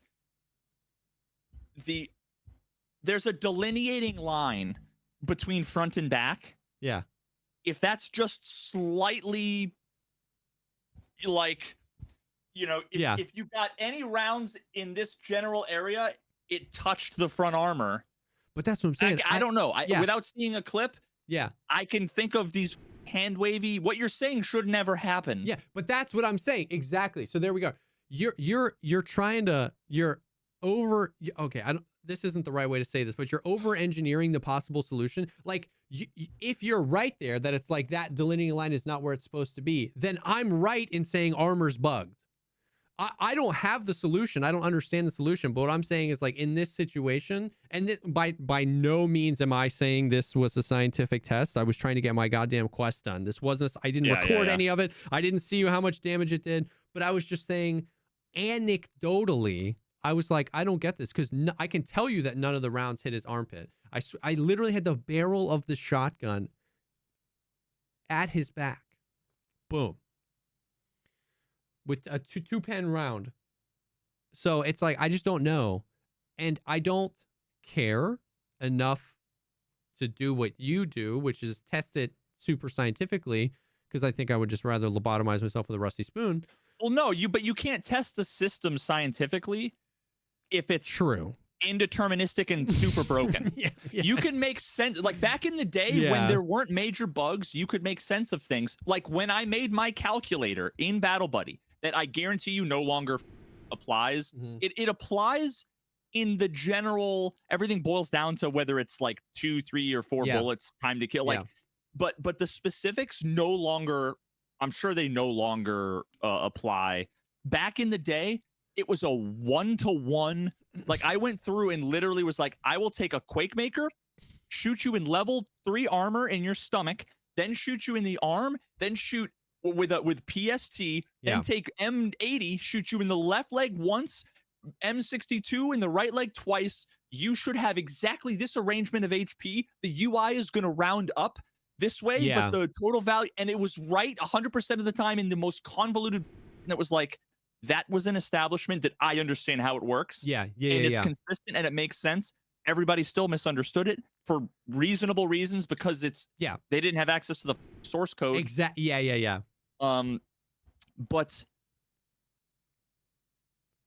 But that was at least coherent and consistent and working. It was just it was nonsensical how it worked. Exactly. And if this is broken and busted, then people doing 27 tests and getting 97 different it's indistinguishable from there's a bug now that makes it so that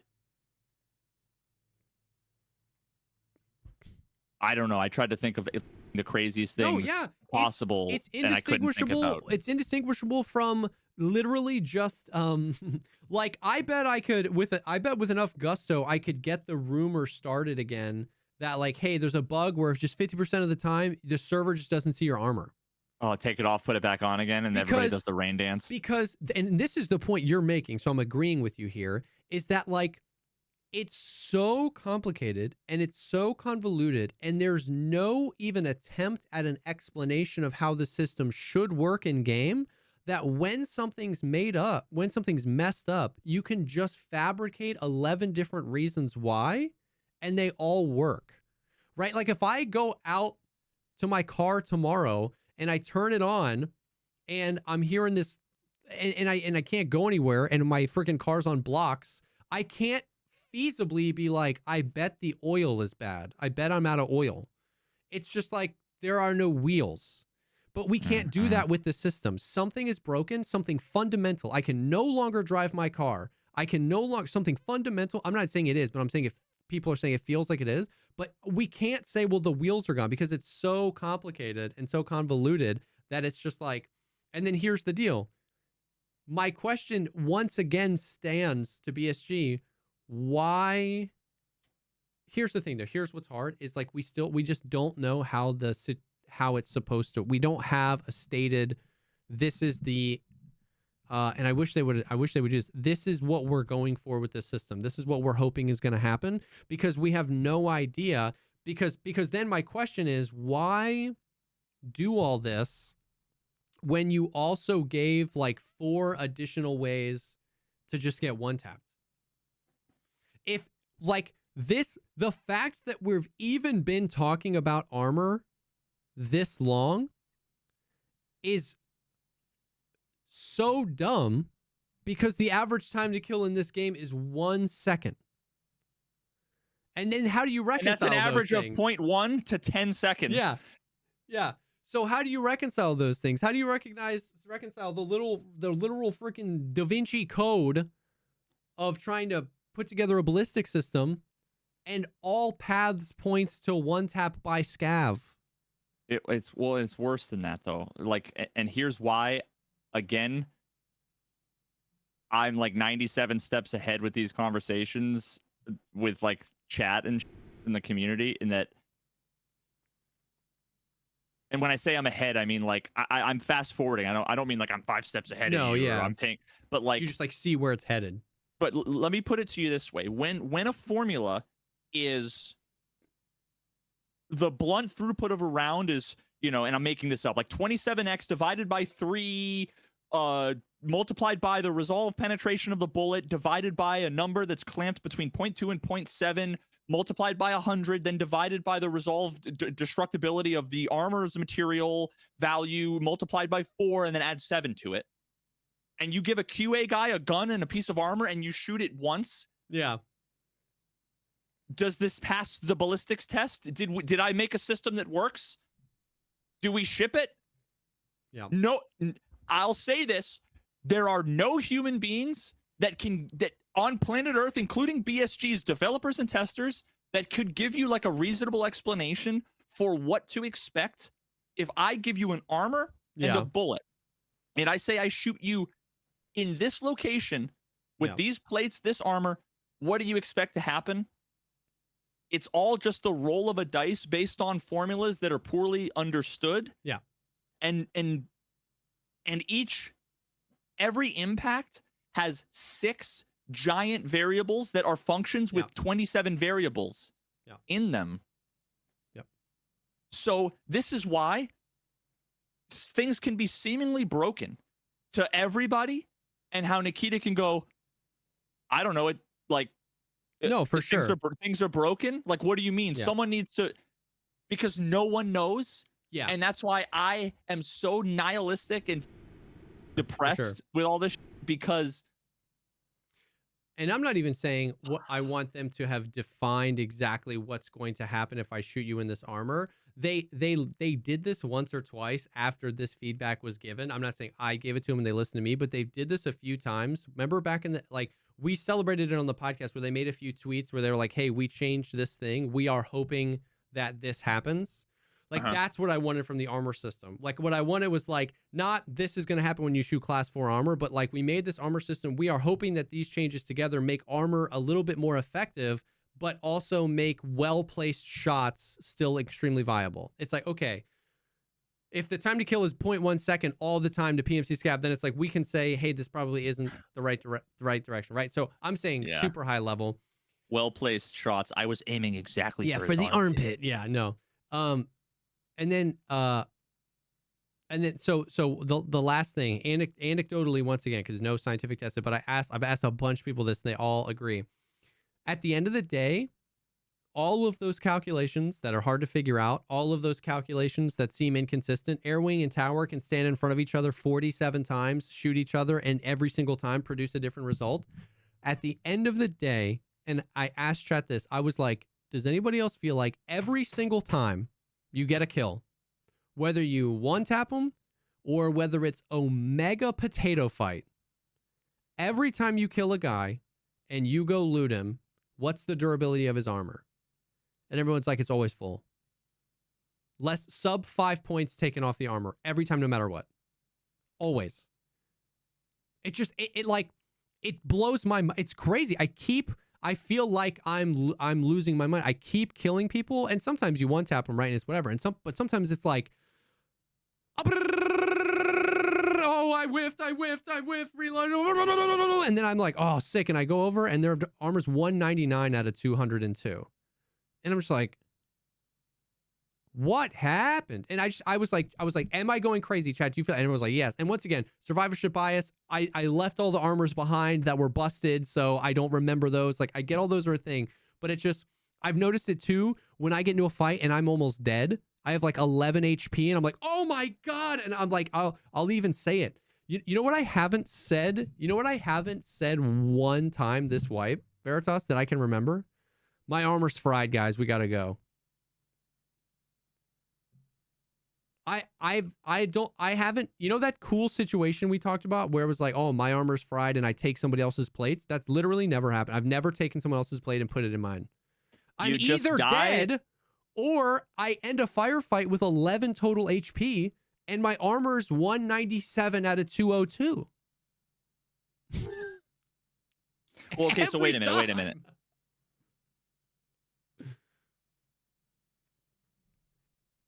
So I'm trying to think of how do we resolve that? Does that not mean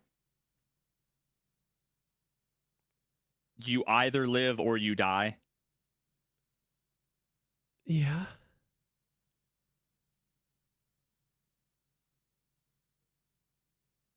So what's the alternative? The alternative is that I'm just trying to think of like what you would expect. I would expect the armor to save you and for you to have no like damage done, basically. No, I would expect when I round the corner with 11 health that my armor is half durability or less. Because I'm like, my armor must have saved me here. He hit me so many times. Or when I absolutely just full auto laser beam some dude crouched, you know what I mean? And I'm just like, blah, blah, blah, like my whole mag into him and he dies. And I go over and his armor is 50% durability. Or here's what I would have expected with the new system. I beam a dude, his back armor's completely fried, his front armor is totally fine. But it's never. It's just never like that. Like is there a, and maybe this is and again, I haven't been playing, so I'm trying to like come to this the back ass way. Yeah. So let's just say armor is just like way OP. Yeah. So you're dying because you're getting 97 shots to your arms and your stomach. That's what it feels like. That's what I'm saying. And the armor is blocking every bullet. Yeah. And it's actually doing an incredible job. Yeah. It's just the ones that aren't, it's not blocking. Either one tap you through the hole, or it's hitting your arm and it's blacking out your arm, hitting your blacked out arm, and all of the body parts are just down, down, down, down, down. In which case the armor is actually OP. It's more OP than it should be. No, exactly. But that's what I'm saying is that it feels like armor, like it doesn't, practically it feels like armor is way too OP and you die to something else. But there's just never been a situation where it feels like the armor was damaged. Yeah. Does that make sense? It feels like every armor's class 14. And every bullet is like PST GCH, where it's like every 3 hits, it takes 1 durability off. Right? So it's like... Are those fights are long? Yes. I clipped one. I was on interchange, and it was like... it was a 3-man. I killed 2 of them, and this last guy, and I was like... No, it is. Once again, this isn't a claim about the system or the fun. It's a claim about not getting what anything you expect it to be. I have 7,000 hours of experience of when I shoot a guy a bunch, his armor's fried. When I get shot a bunch, my armor's fried. And when this system, they set an expectation of like, there's going to be front plates and back plates and soft armor. And it's like, okay. I can apply what I would expect to this. I shoot a guy 52 times. I'm not expecting his armor to be 0 durability, but I'm expecting that back plate where I shot him a bunch to be half durability or less, and maybe 1 or 2 of the soft armor plates to be damaged. But then I look at the armor and everything is 100% durability except the backplate has 2 durability points off.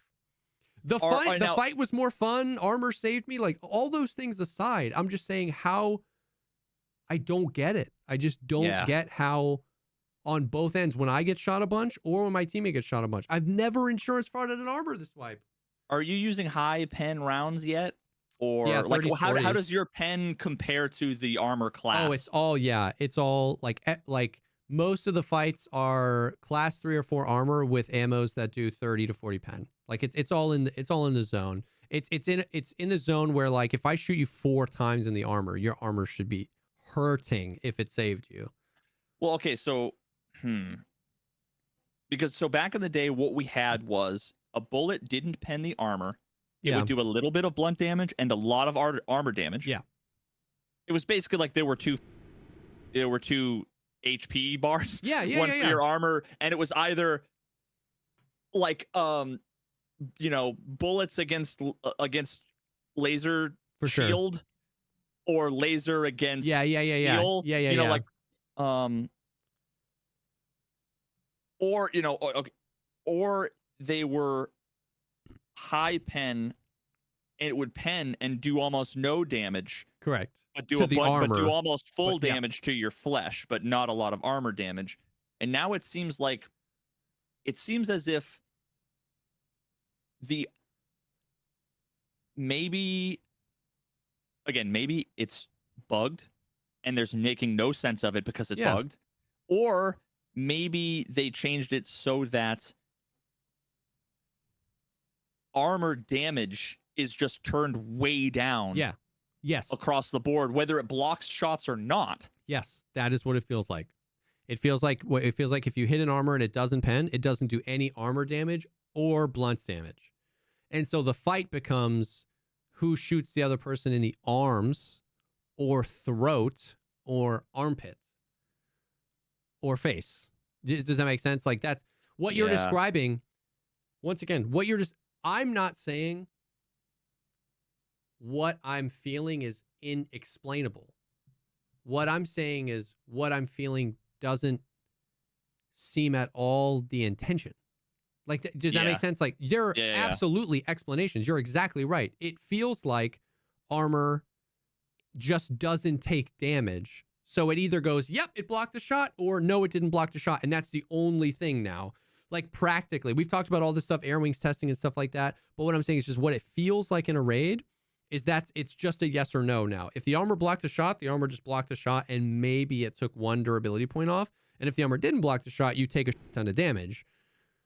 It's the same thing that we were talking about with the kill cams before, and that like sometimes you watch a kill cam and I was like, that was really sus. You watch the kill cam and you're like, never mind. Yeah, totally reasonable. Exactly. And other times you're like, there was nothing weird at all until you watch the kill cam and you're like, whoa, what the which just leads to nothing makes sense. Exactly. And it's just like unhealthy for the community developer game relationship. Exactly. There was no expectation of what this was supposed to be. And it's a complete, like I'm not even saying that what I'm feeling there is an unintended thing. I'm saying how the hell would I know? I have 7, like Veritas. Yeah. It comes back to a feeling thing. I don't have any scientific testing. If like you've played enough, you don't need scientific testing to feel like something's wrong. And that's what I'm saying. Is that like Veritas? I haven't had a zeroed out armor yet this wipe. I haven't found a zeroed out armor yet this wipe. I haven't gotten a zeroed out armor in insurance back this wipe. I've never had to repair an armor more than 10 durability. And it's early, but I have 300 raids. Like, and once again, I'm not even saying that me not having that experience is unintended. But what I'm saying is that it's a vast departure from what we had before, when I thought what we were getting was, I thought the departure was ammo is going to act similarly. It's just going to be in more places now, right? Like you're going to have a plate in the back and a plate in the front. And that plate in the front would act similarly. Class 4, round with 38 pen. If it doesn't pen, it's going to chunk that armor out. Like I was under the impression like, okay, it's going to, but it doesn't feel that way. And I don't know if that's a bug. Now we have 70 pen bullets not being stopped by class a class 4 3 and a class 2 layered on top of each other. That shouldn't happen. So it makes me like, I almost want to say it's completely broken, most likely. And all we need is like a handful of like 2 or 3 clips of the craziest, right? Like the most asinine 70 pen through a P.A.K.A. and the P.A.K.A. stops it. It's like, okay, something's wrong. I'm going to assume nothing will make sense until they come up with a patch with an explanation as to what they fixed. And that's kind of where I'm at, because once again, when you made a very fair assessment of that, where I was telling you about that interchange fight, you were like, that sounds fun. And I'm like, you're absolutely right. But if I then go down that path of assuming that that's the fun they intended, why did they add the thorax and the hip? And like, you know what I mean? If that's the fun they were going for, which is armor being so effective that firefights are extended, then why have I died to head throat, to scavs, just a truly innumerable amount of times? Like, and it goes back, last week I said, the ends of the spectrum both went this way. There are way more opportunities to get one-tapped, and there are way more opportunities to tank a bajillion rounds. And you know what that just provides a experience for people who don't listen to 3-hour podcasts about this stuff. And much to the dismay of all the realism Andes out there, and all the hardcore, I love that I need a wiki to like tie my shoes. Imagine a game where your entire body is 1 HP pool, where you have either armor or no armor, and that's all it is basically another HP pool on top of your HP pool. Yeah. And then imagine every bullet, every gun does, it either has more damage and shoots slower, or it has less damage and shoots a lot really fast. It's all the same. Like, the experience is the time to kill is, Yeah. on average 0.8 seconds if you hit all your shots. And yeah, which again just makes me say, like,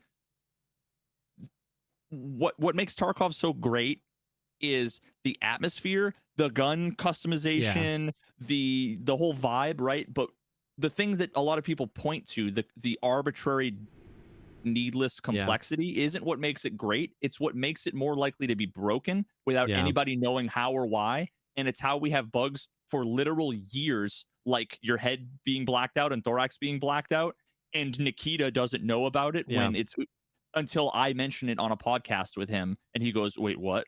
Yeah. And once That's again, what you get. And on top of that complexity, we have no idea what they want out of the game. Like, if you go play squad, you know what they're going for. You know what I mean? Like, Milsim, they got the different radio channels. You know what they're going for. They're pretty clear about that. You played Insurgency Sandstorm. You know that was a little bit more of a, like, arcadey version. But, like, we just have...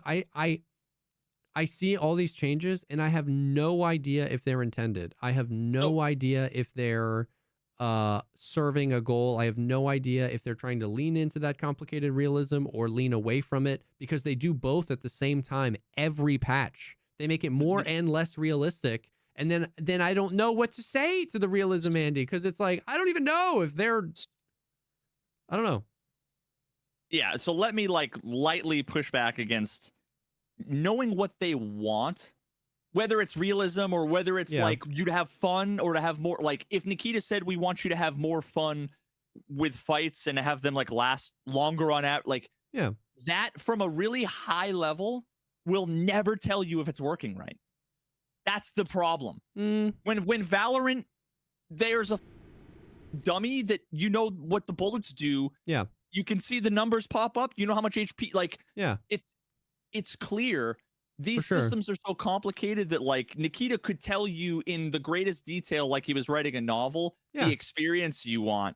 You still will never know if any of these systems are working, and it's because of how complicated the systems are. I don't care if the systems are working or not.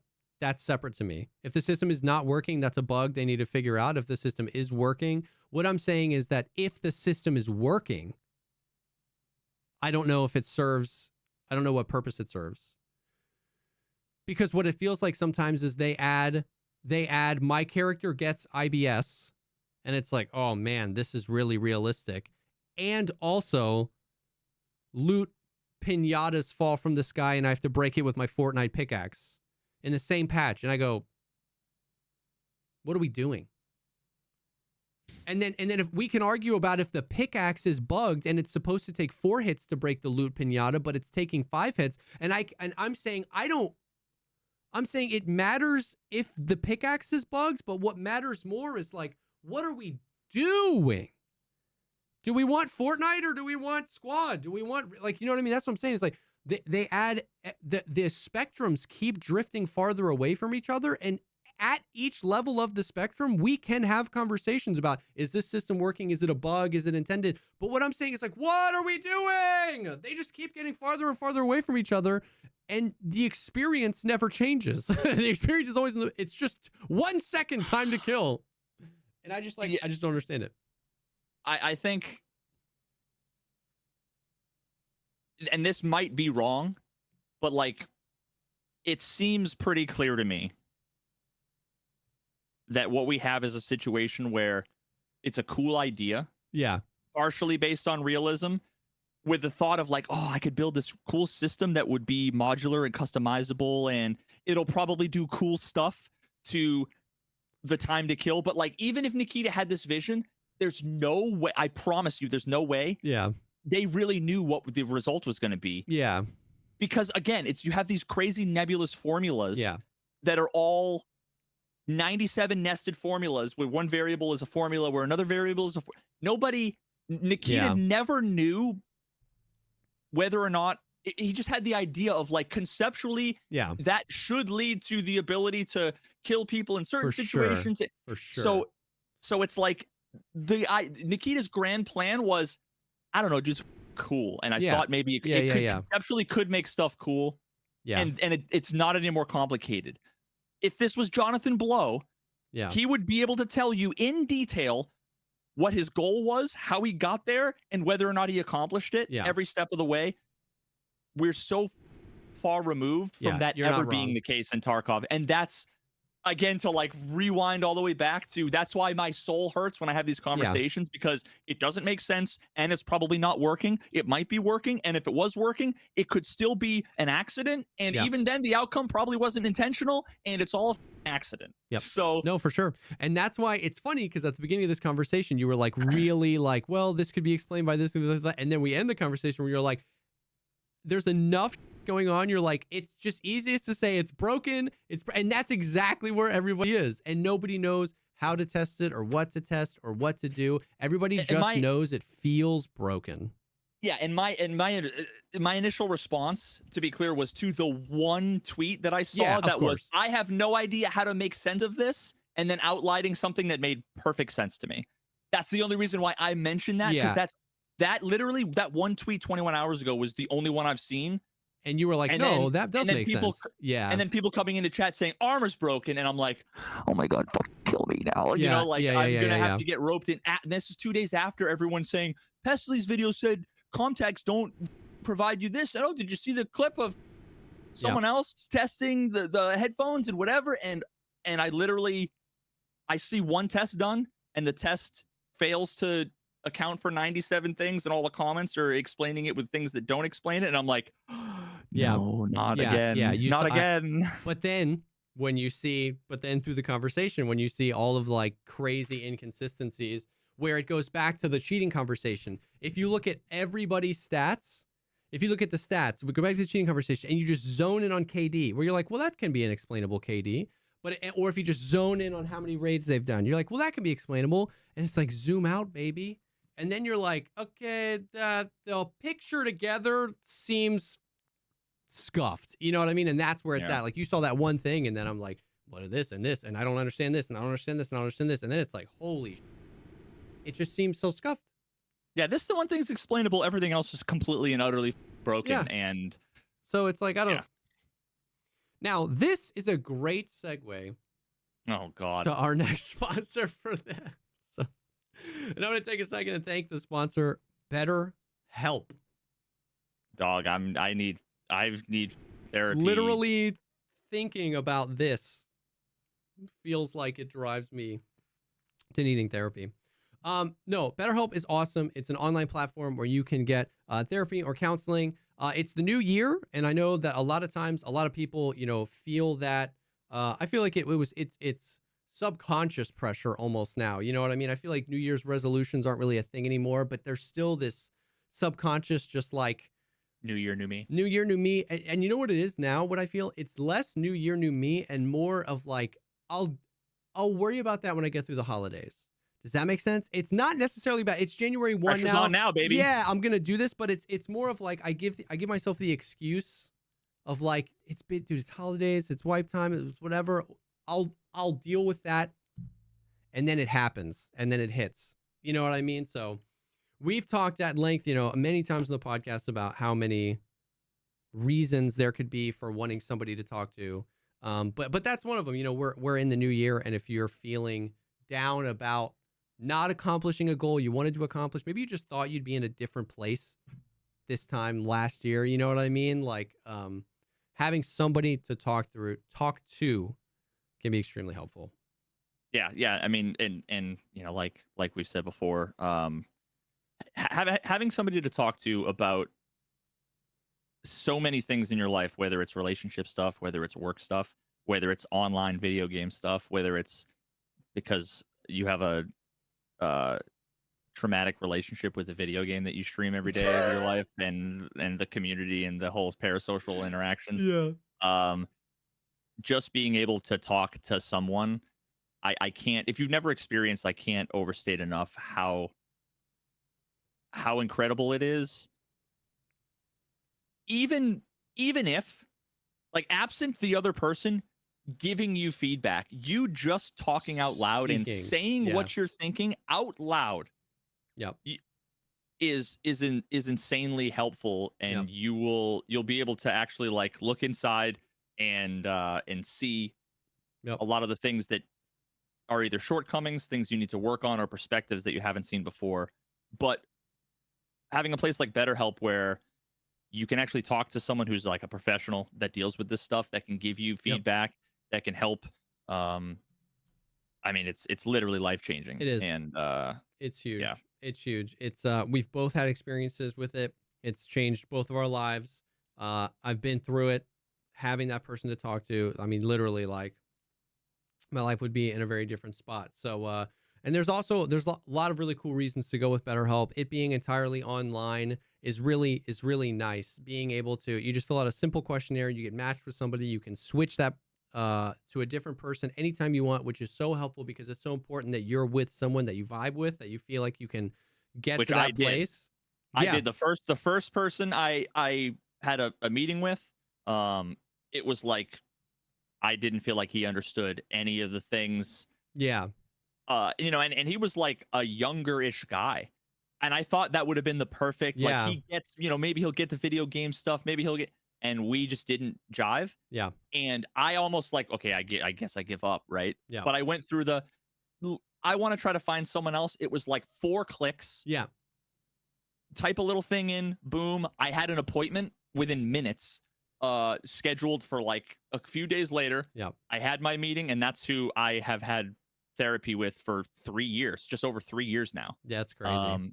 That's crazy. Yeah, it couldn't have been easier, more convenient, and that's massive. Yep. So that flexibility, that convenience, is huge, and yeah, makes a big difference. So you can celebrate the progress that you've already made this year and visit betterhelp.com/podcast to get 10% off your first month. That is BetterHelp, HELP.com/podcast.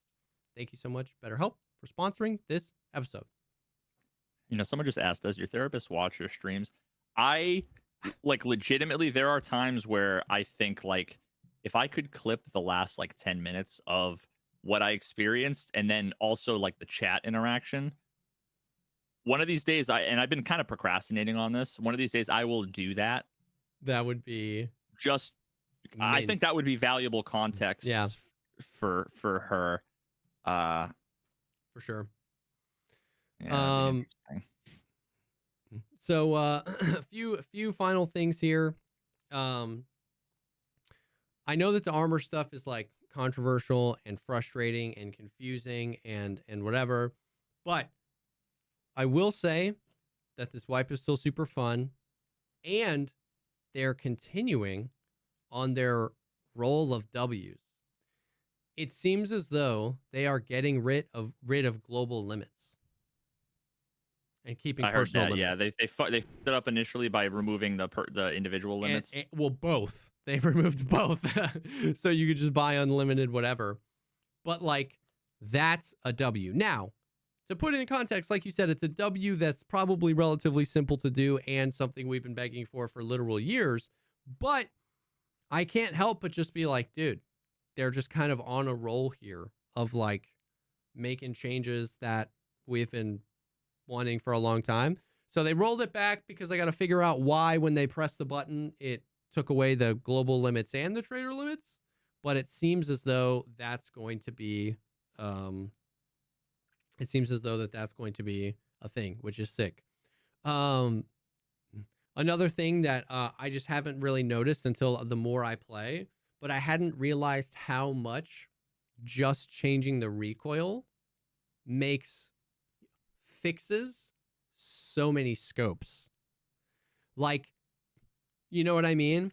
It's like those things are so easily separated in your brain, because even with like a dope meta gun a few wipes ago, you know, last wipe, if you were like, oh, the TAC 30 is gross, oh, the Valdez gross or whatever, but it's like, so much of that is because when the gun recoiled, it went up instead of back, which introduced a bunch of scope shadow, and it's just like weird and bad. It's so good. Like the TAC 30 is great. The Elcan I'm using all the time now. The Valdez is back, dude. I put the Valdez on an M4 today, and I was just like full auto, like it feels. Okay, not on the Ash 12. So full good. auto. Oh well, yeah. Oh, is that an arena kit? The Ash 12 with a Valdez? Yeah, it's actually not that bad, but yeah. But there were a few times where, like, yeah, I died because of the shadowing. Yeah. Oh yeah. Made it really hard Yeah. to adjust. But there was what scope was it? I don't remember. There was one where just I can't remember which one it was, damn it. There was one where just standing still and you just QE, just go like this. And at no point can you see through the scope. The scope shadow goes all the way and completely blacks out the scope, and then you lean the other way. And I know the Valde was like that. It used to be like that. It's not as bad anymore. But and the HHS was also like the reticle would be like, yeah. But there's one that still does that. But like the LCAN is super tight now. The Valde was much better. And dude, it's just so good. So that was another thing I noticed where I was like, that's sick. Where like the recoil update fixed, quote unquote, fixed a bunch of the scopes. They added a few new scopes. They added another LPVO. Oh, they added another red dot, by the way. So BSG of them. So BSG of them. There's a new red dot, by the way. Oh, is it the one everybody kept talking about? That's like, this is the new PKO6. You remember the old PKO6 dot? It's just that. It is. It's not like the PK. It is that.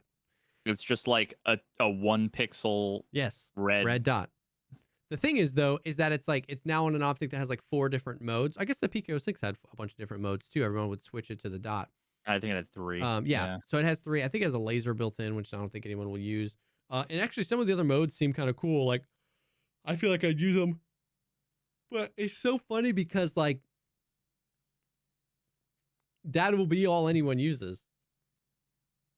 And like, then why did you change the PKO6? Change the PKO6. This is why. Because in real life, everybody was using it. Nikita is anti-meta. Yeah. In principle, not in practice, because he doesn't think that when you add something that's good, that people will only ever use the good thing. Yeah. But then refuses to balance things to make them all equal. But again, it's like he's on step 2, not 7. Yeah. But because he hated that that's all everybody used, and that with all the diversity, no one was using it. And well, I can just make it so that people are going to have to use other things. And my justification is that it's an airsoft site in real life, so it's bad. Yeah, that was the thing. It's like, I feel like it was the real life. It's like, well, it's not, it's bad in real life. And it's like, dude, because there was absolutely no variety after. You either had a Voodoo or what's that brand? Well, it was the Valde or the Well, it was the Valde. Then they killed the Valde. Yeah, then they killed the Valde, and then it was the 1 to 4X, which XPS, was well, before that it was the Burris full field. Yep. But then they made that not as good. It used to be like housing was like almost the top and the bottom of the screen, and the dot was like smaller. Yep. And then they made it so that then it was smaller and the dot was bigger, so it blocks just enough that it like doesn't feel good past a certain range to use as a 1X. Yep. But I mean, you know what I want? And through all those metas, as soon as they blocked the PKO6 for 1Xs, it's just been the XPS 3-0 for years now. The LPVO meta has changed. It was the Valde, and then it was the Burris, and then it was the Voodoo, then it was the Voodoo and the Razor. It was the Burris first. Or then the Valde. Yeah. But since the day they made the change to the PKO6, it's been exclusively the XPS 3, and then they just put the PKO6 back and made it more expensive because that's balance. PKO6 like the old way? No, but the new site. That's what I'm saying. It's like they effectively just put the PKO6 back because they just added a new scope with the old PKO6 thing and just made it slightly more expensive. And it's like, of course, that's balance, I guess. Well, I don't know. We know how they feel about balance. Yeah, because of the arena balancing they did, which was they made all of the ranked kits free, which it literally it's a W for the people who were out of money. Yeah. My money has just always gone up, but that's because I got ahead of the tidal wave. If you got into like a negative spiral, it's a negative spiral and you will never get out of it. Yeah. You'll never get out of it with the current system. If you just got ahead of it, you're just taken by the wave. Yeah. but yeah, like so people who run out of money now can use free kits that aren't just a TT. Yeah. Now it's like a STM with AP and a red but dot, which is like ranked, infinitely better. Yeah, I don't know. But none of the rank kits are any good. There's no reason to use them. You make no progress on them, et cetera, et cetera. But really what I want them to do now more than anything, it's like it's more and more playing arena, spending 98% of my time in fights. I'm realizing how annoyed I am by how bulky all of the housings are. Yeah. On all the optics. I wish they would just take the optics and just make them 35% opacity.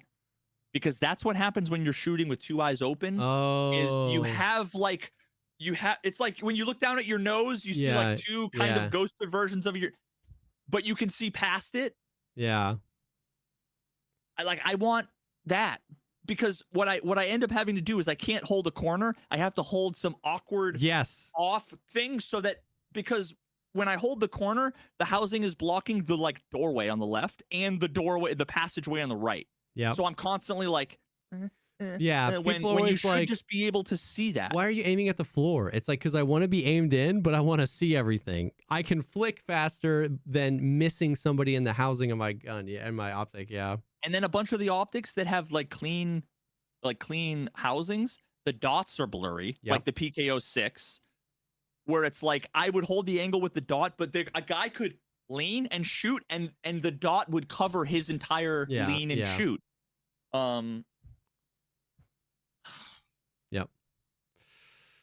Yep. Interesting stuff. Insurance is super scuffed.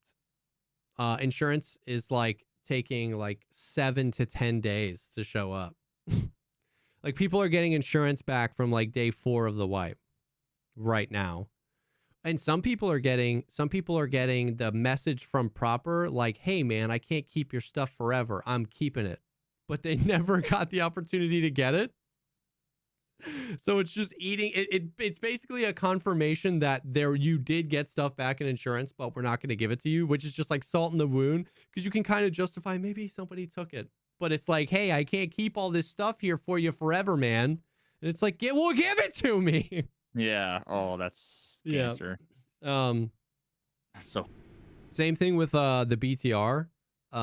Sending stuff to your stash, like it's like a quest item, right? I need the Salua, but it takes 4 days to get back to your stash. So toxic. Another W they made was they increased the size of the BTR stash, what you could send, because remember I said that I thought it was too small, and they made it linked with your scav karma. So if you have max scav karma, which makes sense because scavs drive the BTR, if you have max scav karma, it's like 6x4 or 6x5. Like you could put some stuff in there. Like it's pretty big. That's sick. Yeah. Okay. Now I do have to say though, it doesn't exactly make sense, seeing as how your scav is a totally different human being. Well, that you play. Course. Yes. So of course. But that's one of those things that like realism Andes forget. Yeah. That there are sometimes these like massive suspension of disbelief things that's like, oh. Yes. I'm just being a pedantic douchebag. But no, I love it. You're like, yeah, that makes sense. I'm like, wait, that doesn't really make sense. It makes sense. It's like if any scav is interacted with, we can be like, that makes sense. Because scav, like unless the scav is like your brother, like your homeless crackhead brother. Yeah. That then like when he does good things, everybody knows like, oh, that's fucking Rackham Willie's actual PMC brother. Yeah. Respect to him because we love Rackman. Rackball. Yeah. Damn, I want a Rackham Willie skin on. Hell yeah. What if Rackham Willie drove the BTR and you hopped in? Imagine rather than Dickie Needles, just Rackman. Rackball. Rackball. That'd be great. I want that on F1. That would be great. I think that's it, pretty much. spawns are still extremely toxic in every map, and because so many people are playing, every map is full, and so the spawns are just like so very bad. And and like some of the stuff we talked about before, where it's like, you know, we said that like armor ammos are like super hard to get, like 762 PS is like level 3 proper, and like LPS and stuff like that. 33 seconds into a streets raid, you can die to a player scav with a full auto AVT with 15 rounders shooting LPS. Like, it's just AI scav or player scav. That's what I'm saying. Like 38 seconds, like literally like 2 or 3 minutes into a streets raid, player scavs are spawning. They're spawning with gear, with ammos that they literally can't buy off the traders because they're too low level. It's just the whole thing seems so scuffed. But yeah. Hell yeah, brother. Hell yeah. Rack 'em. Rack 'em. Rack a ball. Rack ball. But yeah, that's pretty much it. I am level 41. I'm so close to max traders, and I will swiftly stop questing once I get to level 42. And I'm excited to like get to the real game. I'm level 45. Hell yeah, Just dude. saying, wait, on my stats page, there's a thumbs down icon. What the f is this one thumbs down? What does that mean? Who gave my profile a thumbs down? What does that even mean? Yeah. There's like, oh, I think that was quit. I have one match quit. That must have been it. And I didn't even quit. It was like, you've been disconnected. And I tried to reconnect for like 45 minutes on the first day of Arena. And I'm like, I guess I just can't reconnect. And I'm like, I guess I'll just go back to the main menu. And it was like 10-minute timeout. Oh, yeah. I'm like, no, are you kidding? Oh, yeah. I remember that. Oops, I didn't mean to do that, but that was appropriate. But yeah. So that's it. That is the Tarkov news, the Arena news. It feels good to be having lots to talk about. And, you know, for all the garbo that we put up with, I mean, it's still the best wipe in a omega long time. Cool to see them following it up with some small dubs. I hope that they address some of the things like the insurance. It just feels like that would be something you would want to address quicker than they are. But hey, but yeah, so thank you guys. Thanks for hanging with us. Thank you to BetterHelp and HelloFresh for sponsoring the episode. If you want more like this, then let me introduce you to the PP, which is patreon.com/thepodcastpod. Whoa! Where we record extra episode every week. You get early access to these episodes. And if you can imagine this, but more unhinged. I don't know what to tell you. That's basically what you get. So we got to do like once a month a drinking edition. Oh, we should. I'm literally going. I just bought a 6-pack. I haven't had beer in my fridge in a while, and I just bought a 6-pack. I'm gonna bust it open. I'm gonna have 1.5 blue moons, but I'm gonna be loose. Oh yeah, I'm gonna be loose. Hell yeah, dude. But yeah, thank you guys for hanging. We appreciate you guys. Podcast After Dark could be lit. Could be sick. But you guys are the best. Thank you so much. And we'll definitely see y'all on the next one. Adios, amigos.